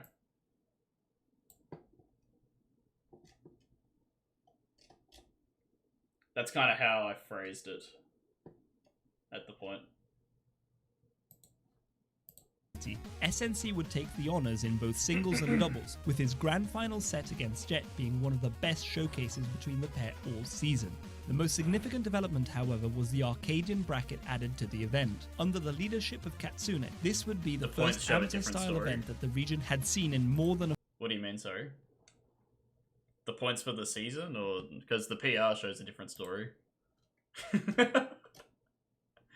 We have the Katsune 20 coming year, up, Jen. offering an opportunity for the Oceania community to celebrate their developing players. The opinion of one player is Surprisingly, more it would be a important post-definitive than edition entire era communities. player who would take the top spot here, for the keyboard Sylvanos player going by the tag of Xenix. Yeah, I understand, but the point system for the RCS seasons then didn't matter. It was only the finals that mattered. Which I think is dumb as well, but that's how it worked back then. ROCS was the same, right? Like I think I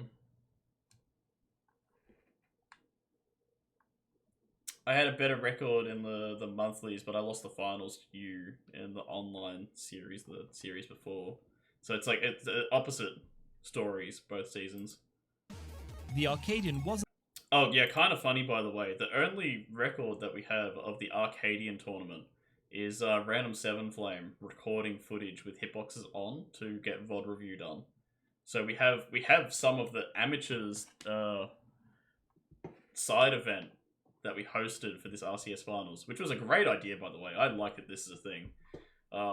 It'd be cool to do that at more major events for Rivals, but it doesn't really happen. opportunity for the Oceania community to celebrate their developing players. Surprisingly, This is the only it would footage be we a have of it. post-definitive edition era player who would take the top spot here, for the keyboard Sylvanos player going by the tag of Xenix. Yep, Xenix's introduction. The to video as Arcadian well. wasn't the only development Katsune would bring during this time. Since the very start of its history, Australia had And a topic that we had sidestepped until this point. It's kind of weird to talk about stage lists throughout the course of the video, but there needed to be a stage list section. Because you kind of ask people what they know about the Australian scene, people from overseas, in the community, and one of the only things they'll say to you is that, oh yeah, they banned Tempest Peak. It's like one of the only things that certain people know about the Australian community.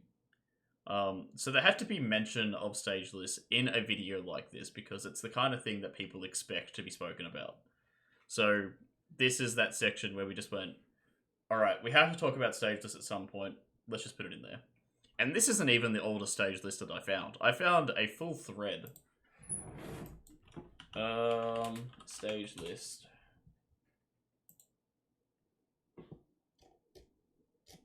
Unfortunately, all of the posts leading to this conversation, except for one,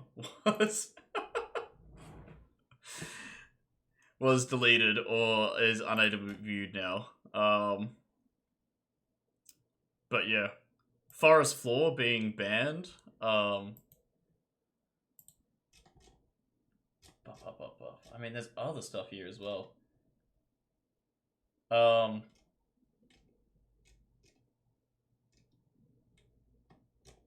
Yeah, like I have a tweet where we have the official change.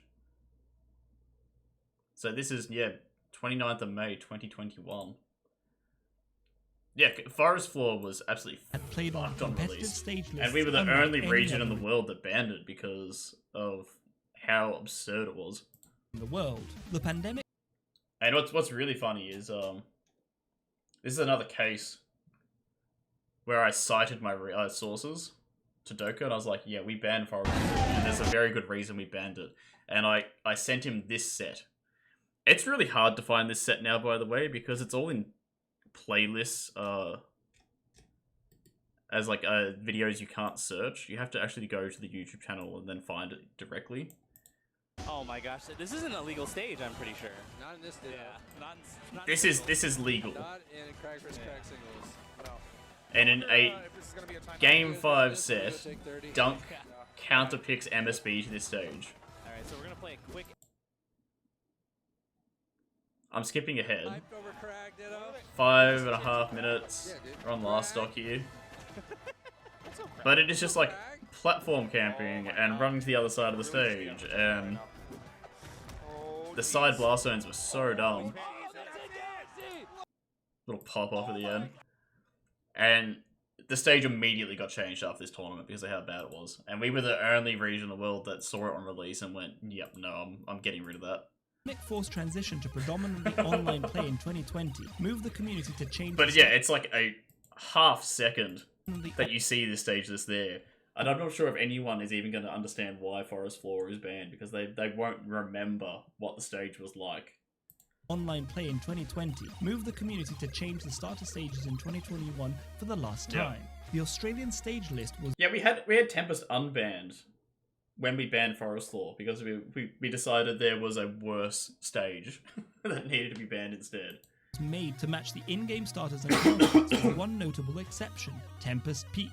Australia is the only region in the world that has banned Tempest Peak throughout the New Zealand also has banned Tempest Peak because they follow our stage list now as well. Majority of its competitive history, and the ban was maintained with the new stage list, meaning that Tempest Peak remains locked off for competitive play to this day. After the boost in activity through Season 5 of RCS, the absence of local tournament experiences was starting to be felt in Victoria. To lead their return, Rendered Spy and Cherry would each host tournaments in their own homes during late 2020 into 2021. The Espionage series of tournaments run by Rendered would become an eagerly awaited seasonal event that would lead the community to rekindle the strong bonds it had. Because of the structure of these videos, the formatting of them, Doka never does edits where he lets the commentary play out. And there are a couple moments that I feel like this is a mistake. If the video had more time to breathe, give it 5 extra minutes of runtime.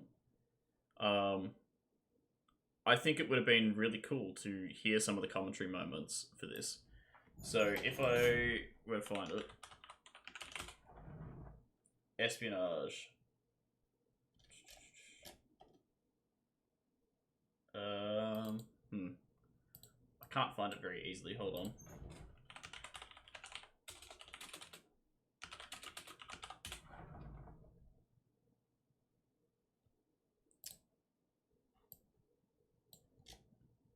That's winners finals. Hold on. For a bit, that's okay. Oh no, it's okay. I think we got it. Got it? Yeah, I think.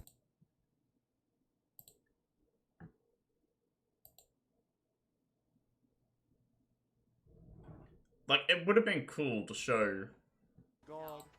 not only talk about, like, a couple things like rendered mum on the comms would have been funny, but also, like, God, Osu does a 3-stop comeback on Game 5 of Grand Finals Reset to win this tournament. Oh, is that it?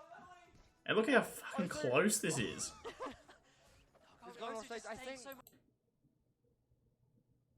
I've skipped forward too far, haven't I? I know, we're good, we're good. Oh my They god. just gotta hit. Crag's got It's no one time thing to- to the fair. Oh, yeah! Like, listen to the comms in the background and the crowd. God. The only issue is that the player cam is so zoomed in that as soon as we stand up, we ruin the shot.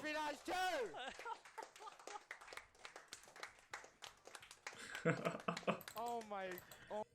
But this is a precursor of things to come. I would love to have this stock, or this, his last stock and this footage contrasted with BAM. His final game against Jet at BAM later in 2022. But yeah, because of the format of the video, they don't have any of that stuff in the VOD. It's solely voiceover and music. You don't hear any of the original clips. Which I think it'd be cool to see some more of that in a future release.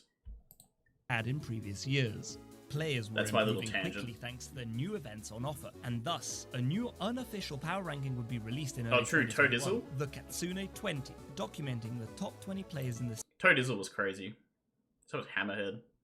scene and providing a much more comprehensive look at how Australia Not had sure about this developed Handman, over though. last year. The country firmly remained Crag territory thanks to the recent addition of Hammerhead, Todizzle, and Hamman. But the most dramatic entry into the rankings came from Xenix, being in the scene for only 6 months and already being considered the 8th best in the region. Meanwhile, the scene was witnessing the rebirth of New Zealand rivals. Biggie 3 offered a 45-person bracket in February of 2021, but despite its grand scale, it would have its top players duke it out on a humble laptop set. This was a small price to pay to allow the long-time keyboard player... It's really funny that everyone in New Zealand talks about how scuffed this tournament was and how much they hated it. But here I am in the video going like, yeah man, it's really nice that they wanted to give Fel a tournament, so they let him play on his laptop. I'm romanticizing the idea of playing on a scuff setup because I really like that Fel has his swans on. I don't know. Fel the ability to compete against the new wave of players, a kind gesture that would provide Fel with Sometimes a the triumphant tournament swan doesn't song, need to as be his win at Biggie competitive 3 if would be it the last time he would attend a major leads tournament. to things like his this. skills did leave quite the impression with the scene Fel eager to deserved push to the have a competition in tournament New like Zealand this. even further. A chance came 2 months later with the city of Christchurch hosting Southern Stronghold 2021 with another whopping 40-entrant rivals bracket. Fel cannot be the best player in New Zealand where there's no active New Zealand players for so many years without having a tournament where he gets to show off and do his thing. Like, he has a very good Forsburn. He has a Forsburn secondary. But he played Forsburn for the tournament too, which is cool. Fully on the Switch. Oh yeah, the no keyboards allowed image, yep. And without Fel present, this event would see Egg Time, the second place finalist from Biggie 3, carve out his place ahead of the rest But of the here's pack. the passing it wouldn't over take the long torch. before we would This see is Egg Time like conquer another victory. a big New Zealand roundup section here. A lot happens in New Zealand all at once. It's crazy. They have a sequence of 3 months, I want to say, where so much happens in 2021. And you get that passing of the torch from Fel to Egg Time, and then Egg Time cementing it almost immediately. Crush Counter at Crash Capital in Counter July of Capital. 2021 offered strong competition in players such as IDK, ICK, and Sky, but none able to So prevent good. Egg Time and his Ethelus claiming the title of the new best in New Zealand. In response to New Zealand expanding during this time, Season 6 of RCS would see a rebranding from RCS Australia to RCS Oceania, welcoming the New Zealand scene officially into the fray. Competition between Jet and SNC would continue throughout the season, but things would receive a bit of a shake-up this time around with the Also, return really of funny, Gabe, another the tournament where we scene's have footage former because best of almost picked up where he'd left off, winning 2 out of the 4 events in the because of regular Random season. Seven Flame The recording his competition VODs. had changed drastically since Gabe's reign, however, and despite him proving to be a real threat going into the season's finals, the event would ultimately go the way of Jet, who after many years of fighting alongside SNC for the crown, was finally and inarguably defined as the region's best player. Okay.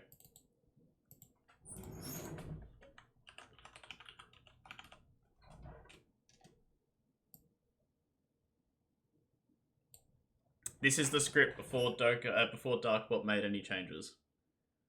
I want it to be clear. I wrote that line. I think it is a great shame that the current PR that we have has lasted so long that we never had a PR that recognized Jet for what he was. He was the best player in the region, and he never got a PR where he was on top. And I think that is one of the great shames of the history of the scene, that Jet never got the recognition in that way.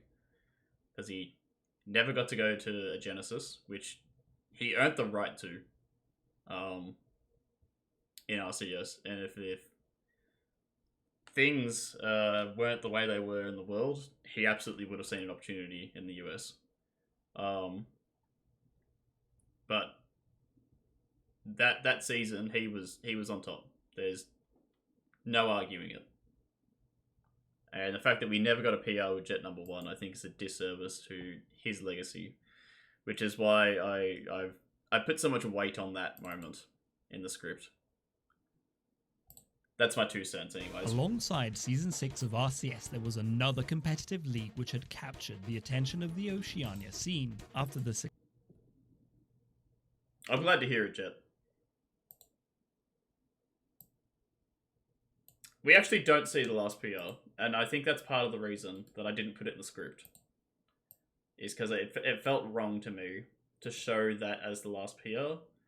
I think the previous PRs introduced players, and I kind of use it as a tool of, you know, a shorthand of going like, yeah, players such as X, X, and X seeing their first entry on the PR, and they're going to be important later on, so I'm showing you this now.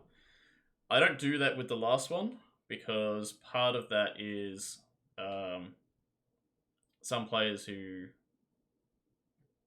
already are heavily established at that point, and the PR itself doesn't do a good job of pointing out the other players. I've got it here, actually, hold on.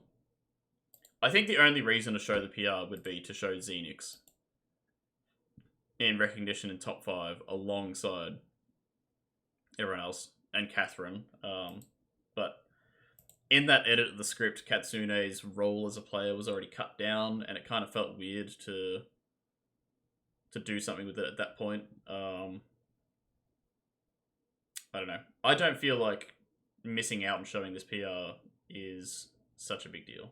I think it's a fantastic PR. I love the art. But it feels weird to me because this is the current PR. And it shouldn't be the current PR. And if I show it in the video, that's me endorsing it as an opinion, and I don't think I'm comfortable with that. This set in the background is also the set I cost Gabe $20. What? Oh, this. Oh my god, yeah, Gabe gambling on it. Okay. Solus sent me... We actually have VODs from the Season 1 finals.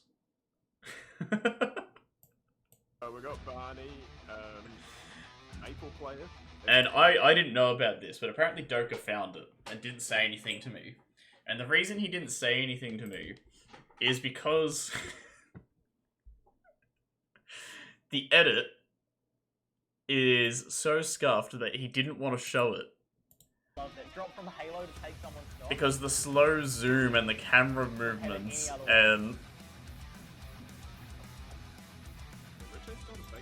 It's like random freeze frames every now and then as well.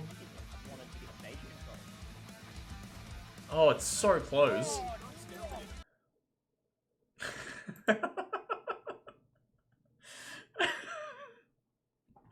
So this is the only VOD that we have from the season 1 for our finals, apparently. And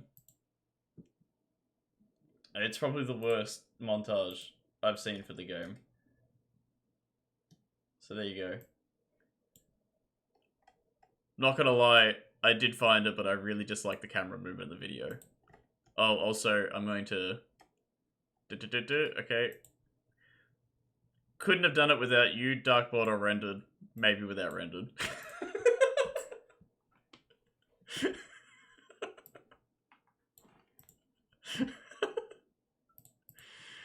Make myself laugh. Success of the Arcadian bracket held in the RCS Season 5 finals earlier in 2021, 2 players will begin work on a new tournament series targeted towards... So that's why this set is being shown here. The Rivals Oceanic Amateur Championship Series would begin in October of 2021 under the careful charge of really proud and Rendered Spy. to have this set Consisting be of Wode's 8 contribution to the video. course of 6 months, the winners of each will I think be this is allowed the only entry thing into a that he final appears online in for the invitation entire at thing. the end of the season. Do you have the replay for? Why would you not tell me that 6 months ago when I could have just recorded it? What the fuck, Reddit?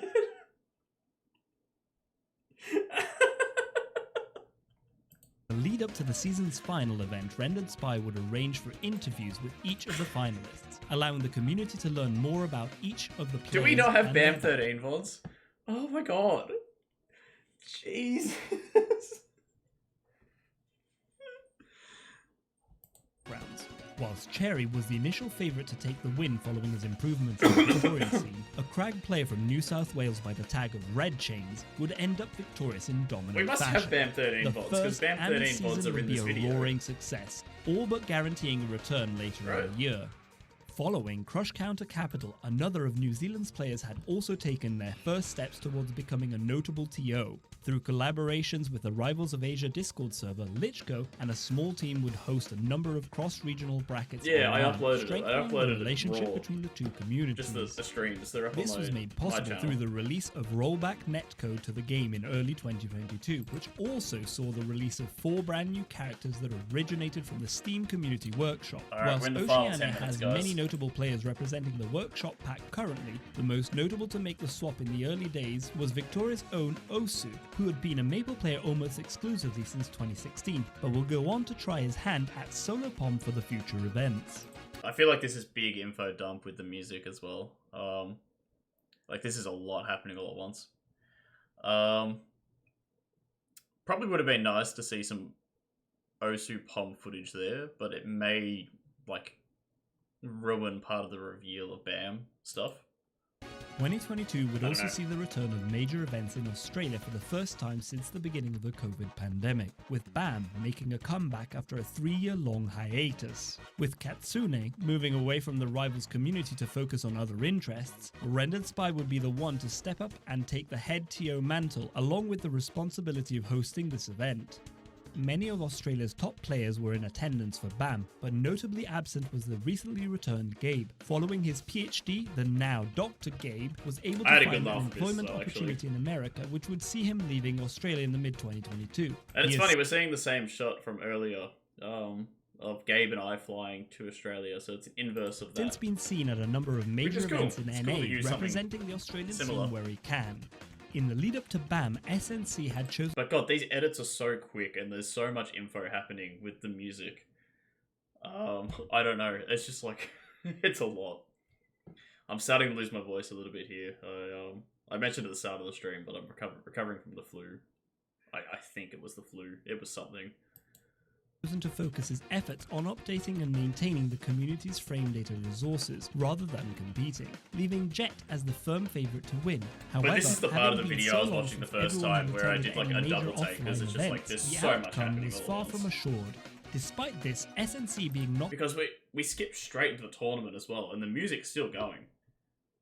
Like there's no sort of transition into things. Out of the bracket at 7th would be a huge shock for the scene, with him collecting first-time losses against both Rendered This is Spy where just and like Random info 7 dump Flame. results. This would set Rendered's really Ori on a sets path in. to losers finals, with him pocketing wins against both Red Chains and Hamman, the only other Crags in I attendance. think the video reins it back in for the last section, but it feels like this section, and there was an earlier section here that... Unfortunately for there's a Rendered, lot. Osu had also shown signs of greatness in his top 8. With his recently trained Pom, Osu would take out the win and move on to face Jet in Grand Finals. Over 2 tightly contested sets, it would come down to the very...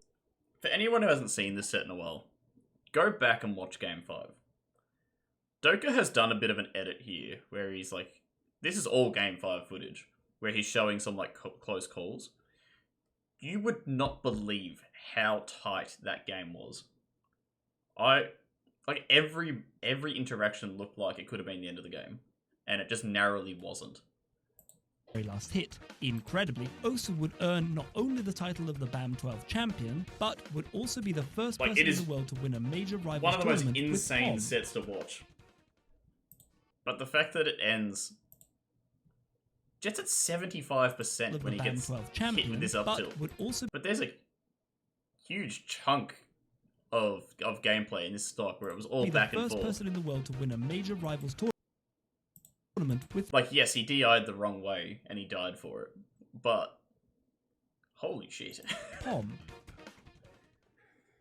This was the beginning Yeah, of I'm a not gonna huge mention dose of the nerf. activity in It's not- Oceania. July would see the not return of relevant. New Zealand's Crush counter Capital, now with a full year Every single person going to that tournament expected that we would be playing on that patch. Just because there was a patch the morning of that nerfed the character, rightfully, and a whole bunch of other workshop balance changes as well, does not mean that everyone has to focus on the patch aspect of it. Because, yeah, I don't know. Everyone knew that's the patch we were playing on, that's what we were practicing on, it doesn't change anything. year of growth in their Rivals scene. Fish Game would offer a strong hoedown in However, pre-patch Ori is the nastiest thing that this game has ever done to me in my life, and the same logic does not apply for that character. and Christchurch's Solas, Lichko, and Physic would each earn high placements in the bracket. It was, Gotcha, however, so an invader to the the stream's scene gone that on would for a take bit, home the so gold. yeah. Following his career best performance at BAM 12, Rendered Spy would travel in Did from we miss the Australia Solus to clean up mention? the New Never Zealand mind. scene with his Can't go back for it, right? years Too of late. experience. This was only the first stop for Rendered Spy, with July also seeing the New South Wales community once again hosting Mega Metal Cavern. I edited that trailer, by the way.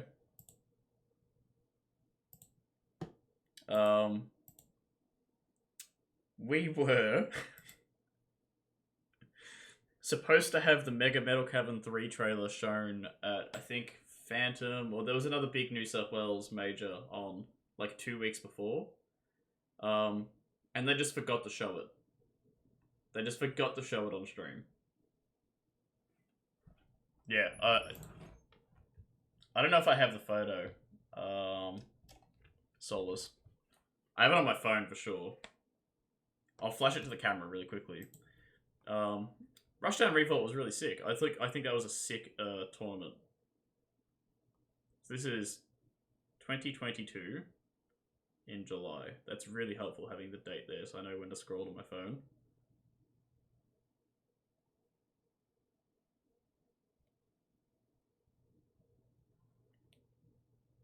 So Rushdown Revolt, top 3 was myself, a player by the tag Y Neos, and Josh Man. Top 3 photo. Josh is like half a foot taller than me.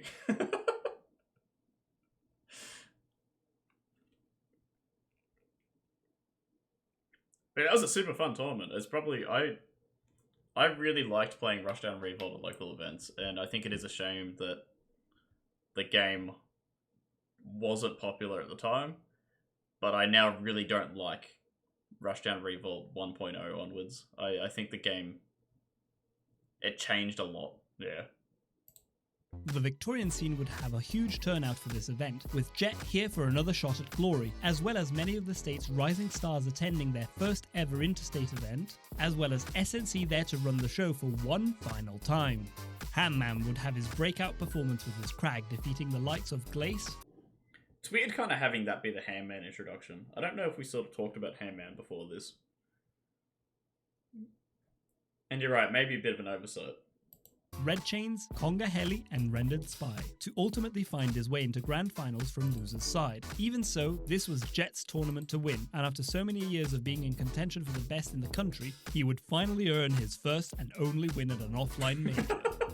With such a flurry of activity in the span of only 3 months, the community slowed down in the time thereafter. I suppose he got mentioned in the RCS Season cutscene 7 at 20. would once again change its format, with Oceania being swallowed into the umbrella of world events and no longer featuring specifically organised tournaments this for is the about region the to attend. time that Rivals Mitchko would dies. initially offer a new series of tournaments during this time for both Oceania and Asia. God, killing RCS killed competition in this region for a little bit, didn't it? I know we had stuff, but yeah, Amis took the front of stage for a little bit. Titled Pacific Gladiators, but would eventually turn his focus towards his growing passion for the traditional fighters community instead. Western Australia would also offer up an entry of its own for the RCS, the Rivals Rampage, introducing a new prominent TO in RMD, with many of the scene's veteran Oh, don't get me players. wrong, but I think Ami season was fantastic for the culture of this community. I think it kind of happened at the perfect time, but it's very different not having any kind of professional play for an extended period of time, and that's kind of what it felt like. So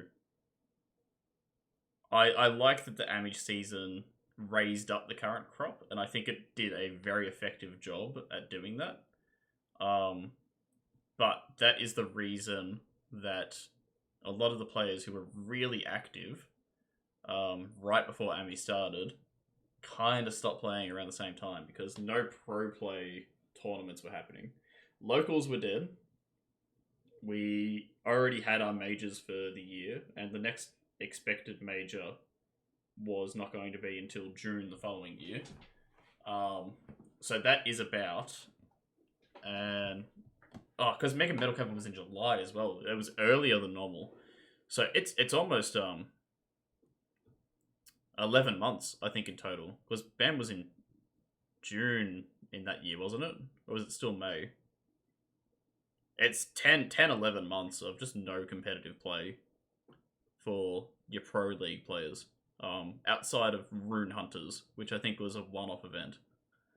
So that's what I talk about it briefly here, like Xenix. Such as SNC, Jet, and Osu taking a well-needed break from the game. Yeah. This bracket and its Xenix sequel and event, Hamman, this is Aether when they Rampage, sort would of took see the over. new wave of players taking centre stage, with Xenix and Hamman representing the highest level of play in Australia at the time. I think During Osu was this still time, doing stuff Rivals at times Oceania here, Amateurs Championship but Series was instead the primary he focus took the of back the scene. seat The skill on display pretty much each the same season will time that far myself exceed and the Jet standard did. shown in the ones prior, with the Amateurs League now laying down the foundation of some of Oceania's most promising players.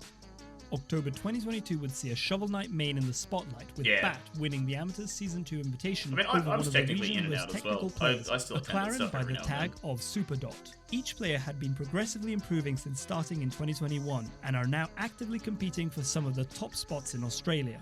While Season 3 of the Amateur Series has only recently concluded, its winner, Coach Hot Wheels, is one to look out for in the future, with him being a consistent threat in the online weeklies that continue to this day. For the I did touch on it earlier in the stream, but yeah, that unfortunate that a change introduced during the voiceover, so not in the script itself, led to a player being misgendered there. So yeah, I wish I had caught it before we released the video, but I don't know. Is there an appropriate way for me to address that in any way? Do I add a comment or something to the video or part of the description? Or is it just nice enough to recognize it now? Yeah, I think that's, yeah. Because it's something that I was very aware of during the writing, and it's something that just got introduced because of voiceover, unfortunately. Yeah. The rest of the Australian community, the only real source of competition came from the weekly online tournaments, with R&D and Pretzel using the Western Australia Discord server as a second hub for the Oceania region. For one player, these tournaments have offered a chance to cement their place in the scene, with Xenix remaining an elusive online warrior to this day. Despite not ever being seen as a local, most in the community would agree that he is the clear best player in the region in 2023. Players in New Zealand, on the other hand, have continued to host regular offline events. Okay, so at one point in the video, that was going to be the end of it. So this video was originally going to release before BAM, believe it or not. The script was done. Voiceover, from what we understood, was being worked on and was going to be delivered in a couple of weeks. It dragged out with the person who was doing the voiceover for a couple of months, and they hadn't sent any files. So that led to delays. Things had to be added because more events were happening. We had to sort of scramble to figure out who's going to do voiceover. At one point, Cherry was actually contacted to help with it, but that was at the same time that I was having discussions with Darkbot. And Darkbot, really eager to sign on, and within basically a week of talking about the project, he started recording stuff and had high quality files sent in, and was asking a lot about the script, and was really engaged in it because he could sort of feel the emotion behind the words and the passion that was coming across from it. And he wanted to do his best to capture it. So that's kind of how that all came to be. If the video got released when it did, Darkbot would not have been doing the voiceover for this video. I don't think the final product would have been as good as it was.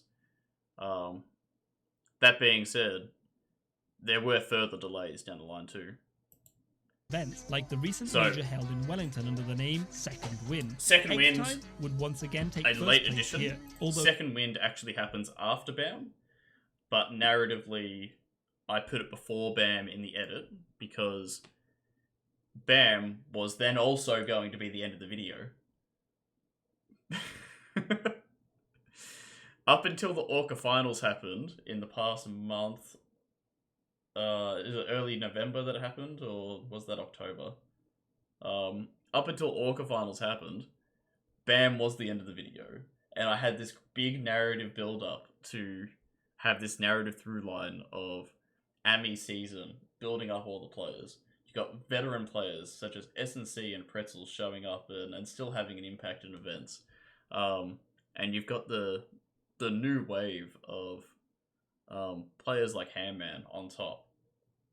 You know, all that narrative through line that had kind of been built over the past sort of 10 minutes of the video all culminated in BAM, and that was a really good narrative sort of full stop. That thematically really works. And then Orca finals happened, so I have to somehow segue that into continuing that because the sentiment's really strong. And Orca finals is the same thing. It's the same demonstration of it, but it's just like, ugh. So I don't know if you can feel it in the edit, but there is like 3 separate endings that happened in terms of the writing, and then you had to find a way to tie it all together. Though he was met with some competition in Physics Fosburn this time around, with this pair of players... But that's also why we were like dead on the 45-minute mark when this stuff finished. Because that was when the video was supposed to end. 45 minutes was the aim, that's what we were told, so that's what we scripted to. And then 5 extra minutes of stuff got added. Currently holding a strong dominance in the region.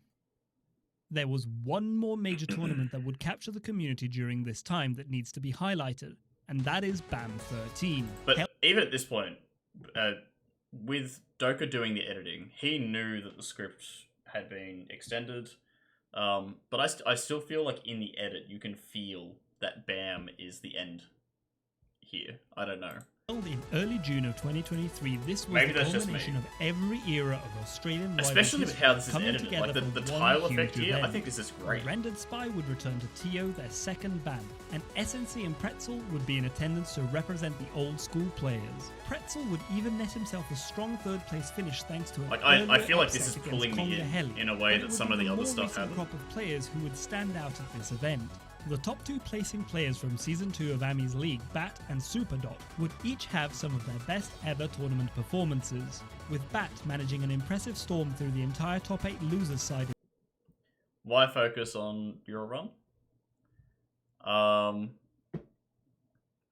Narratively, at the time, it was to focus on the Amis players, and you are the greatest representation of that in the context of this event. And I think the run you had is the most impressive to talk about. I think that I kind of sidestepped something here. And this is my own personal opinion, and it's not not the general consensus. So I'll preface it that way.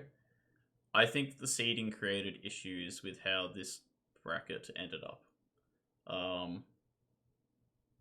And I think that all the players that had the runs that they had absolutely deserved the runs that they had, and it was really great to see.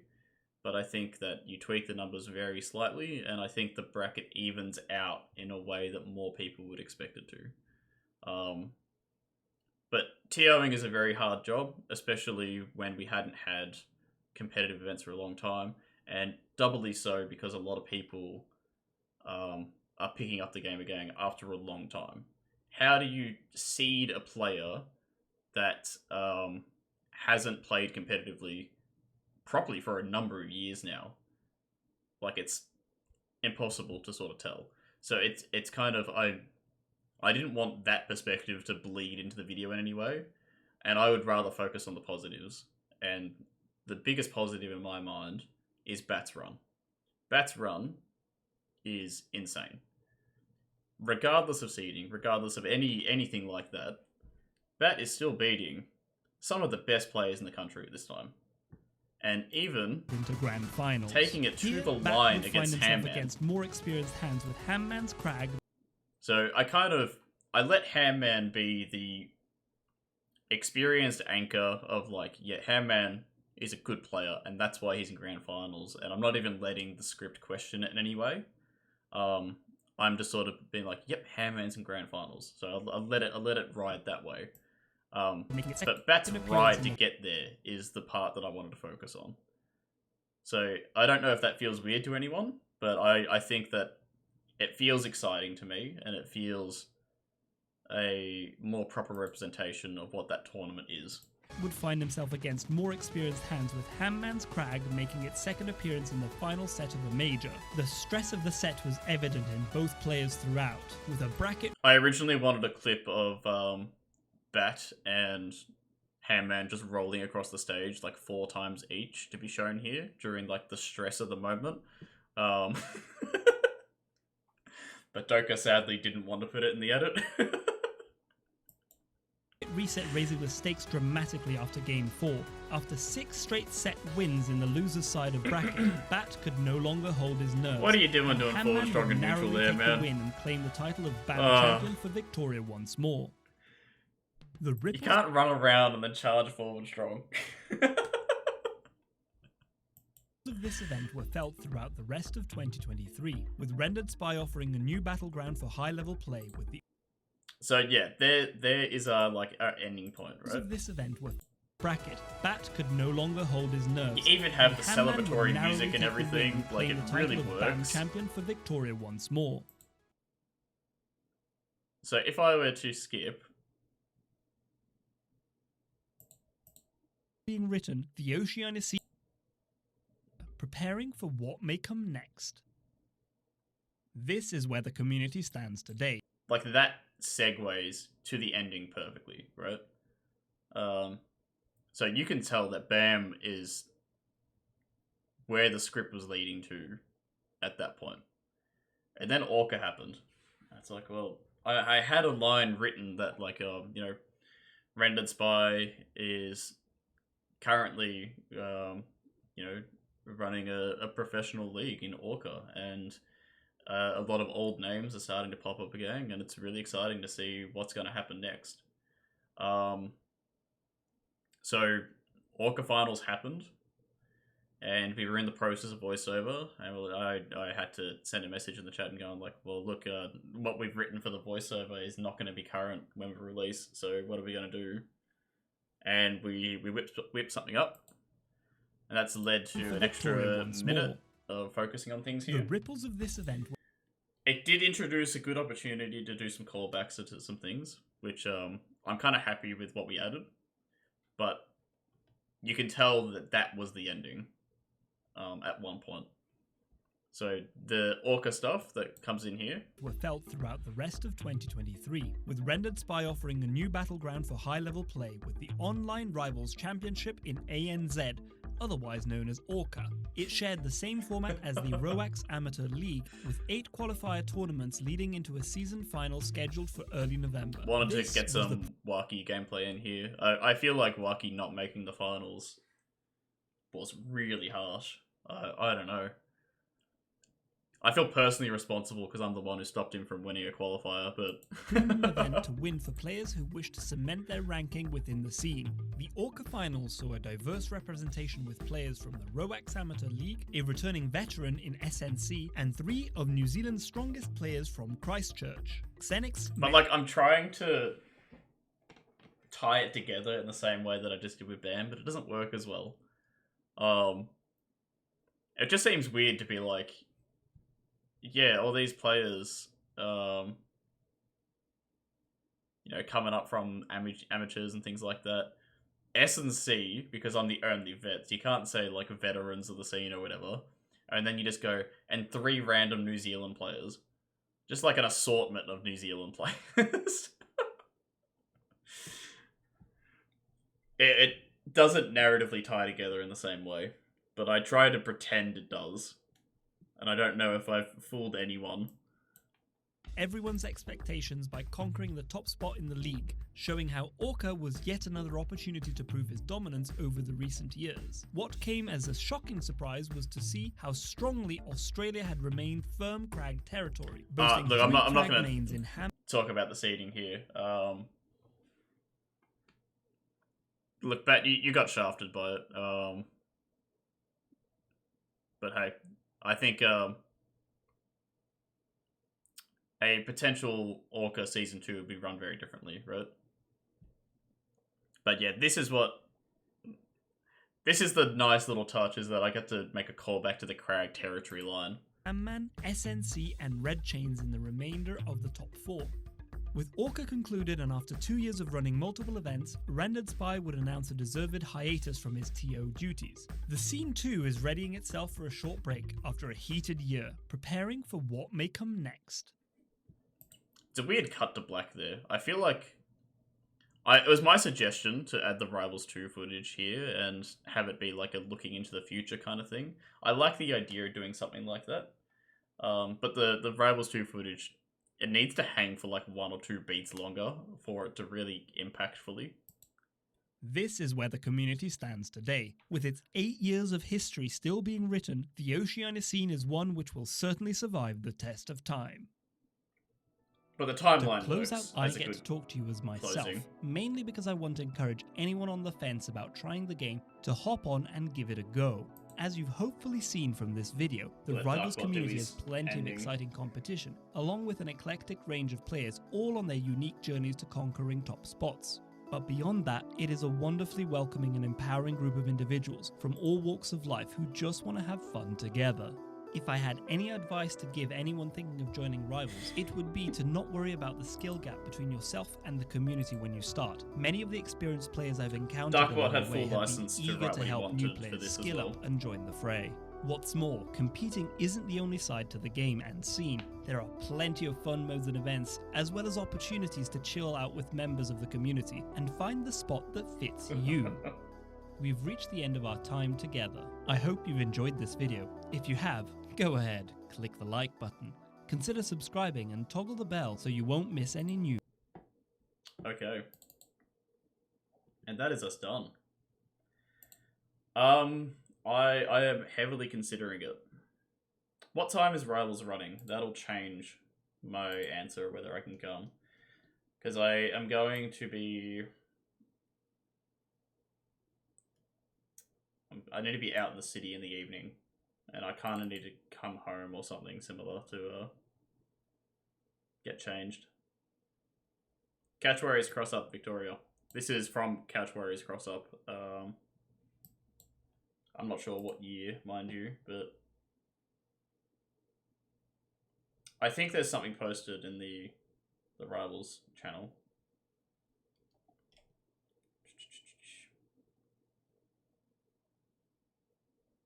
What have we got?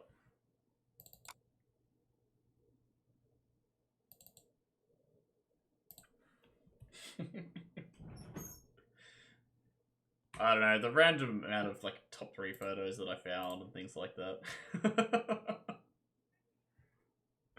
The Mob 3 photo I think is great. Oh. Alright. So that's me done.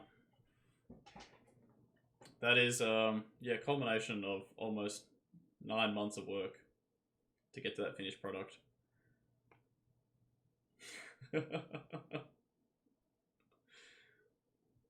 I don't know. I probably shared a lot more than I was anticipating. This has been an almost 4-hour stream. So yeah, 4 hours, just past the 4-hour mark.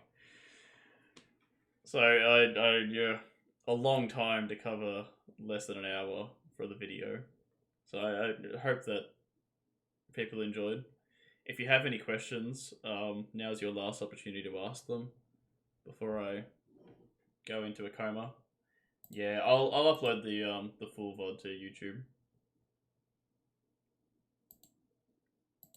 Space Ape not getting a mention is just a result of New Zealand Rivals being squished in terms of narrative. It's really hard to focus on the players in New Zealand Rivals because they're so separate from the players in Oceania Rivals. Like, it's Space Ape isn't contributing to the stuff happening in Australia in any way, but a player like Fell is. So Fell gets both sides, right? I don't know. How do you get rid of the bird in the tree? What? I don't know what you're saying anymore. I'm too tired. Don't ask me things like this.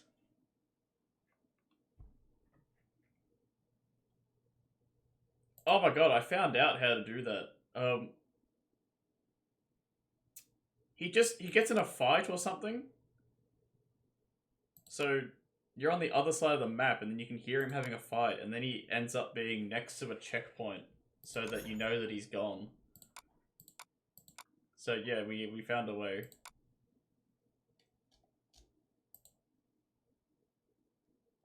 Okay. I am trying to see if there is anything else worth showing off while I have you all.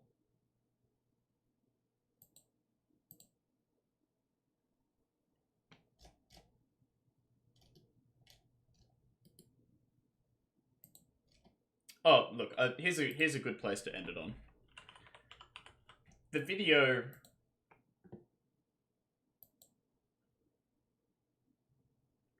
kind of ends on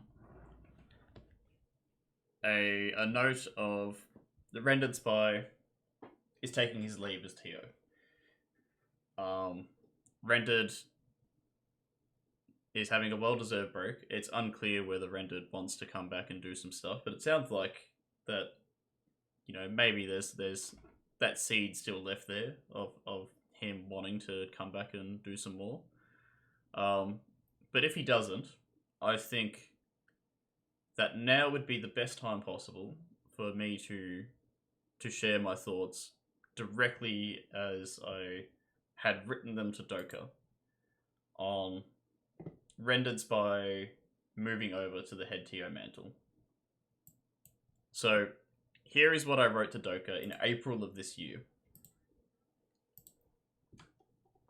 So this is me mentioning to Doka that, hey, during this time, I stopped being the TO. I kind of looped back to it because I skipped over it in my initial retelling of things. And, you know, here are the reasons. Like, I stretched myself thin. I was acting as head TO of the country, was a high-level PR player, a beta tester, author of many of the community's most valuable resources. I was pretty much emotionally and mentally spent. And after Rivals Online Championship Series, I hung up the head TO hat for good. So the title of head TO in Australia changed hands a lot. We had events hosted by Mast in the off-season, which is looping back to head TO in the Twitter thing. Katsune throwing themselves in the deep end with not one but 2 RCS seasons, and Lichgo offering events through Dusk, which were run under RCS. I know how some people feel about Lichgo, but it's important to credit that Lichgo was running valuable tournaments for the scene during that time. I understand why they were so divisive, but they still happened, right? Early 2022, the scene entered the era of Rendered Spy head TO. The work that Rendered Spy, with the assistance of other players stepping up to the TO position like Gemic, Cherry, and RMD, has done in the time since has kept the passion of the community alive. Shifting the focus away from high-level play, the amateur series hosted by them is one of the most important elements of the Australian scene currently. Just by scrolling through the Twitter and seeing the countless player bios and pieces of art for the final results for each season provides you with an overwhelming sense of how passionate this TO team are with providing a premium tournament experience to these rising star players who otherwise would not nearly get the same level of attention. One of the things that I stressed really early in my retelling of the history of the Australian Rivals community is how tight-knit our scene was, even back in our humble beginnings in 2016. Seeing where the community is today, with leadership positions changing hands, our highest level players moving on from the game, and even without the local presence we once had, it's still evident to me that the original spirit of the scene is alive and well to this day. Every single person who has contributed to that over the years should be celebrated for that. That is what, at its core, this video is. It is a celebration of those people. And it is a celebration of someone like Rendered Spy, who for so many years put in valuable work for this community. A lot of the players that we have here today would not be enjoying the game and not be a part of the scene in the capacity they are without someone like Rendered Spy. So Jack, I'm not sure if you're still watching, but if this is you taking a bow, you're done with the scene at this point. I just want to make sure that everyone here sincerely thanks you for your efforts and acknowledges them. A video like this that covers so much of the history, I think it is the perfect time to acknowledge someone like you. For our most recent batch of players in particular. So that's why, like I said earlier, I was really passionate about my retelling of events to Doka. I made sure that these stories are being told, and that includes more than anything else. It includes the people. The people are at its core what is important to any small community like this. So that's what this video is a celebration of. I think now is a perfect time to sign off. But I can see you have a question earlier in the chat, but I'm happy to answer that later on. I think let's leave it at that for tonight, hey? Thank you for everyone who tuned in tonight. I am so incredibly proud to have this video release. I am floored by the reception it's had, and yeah, really honored that so many of you popped into the chat tonight and wanted to hear my sort of retelling of things. It seems self-indulgent to spend 4 hours plus talking about this, but this was something I was really excited about sharing with you all. And I'm just, yeah, so incredibly happy that it's out there now, and you all got to experience it, and we get to talk about these things. So yeah, that's me done for the night. All right, thank you all, and good night.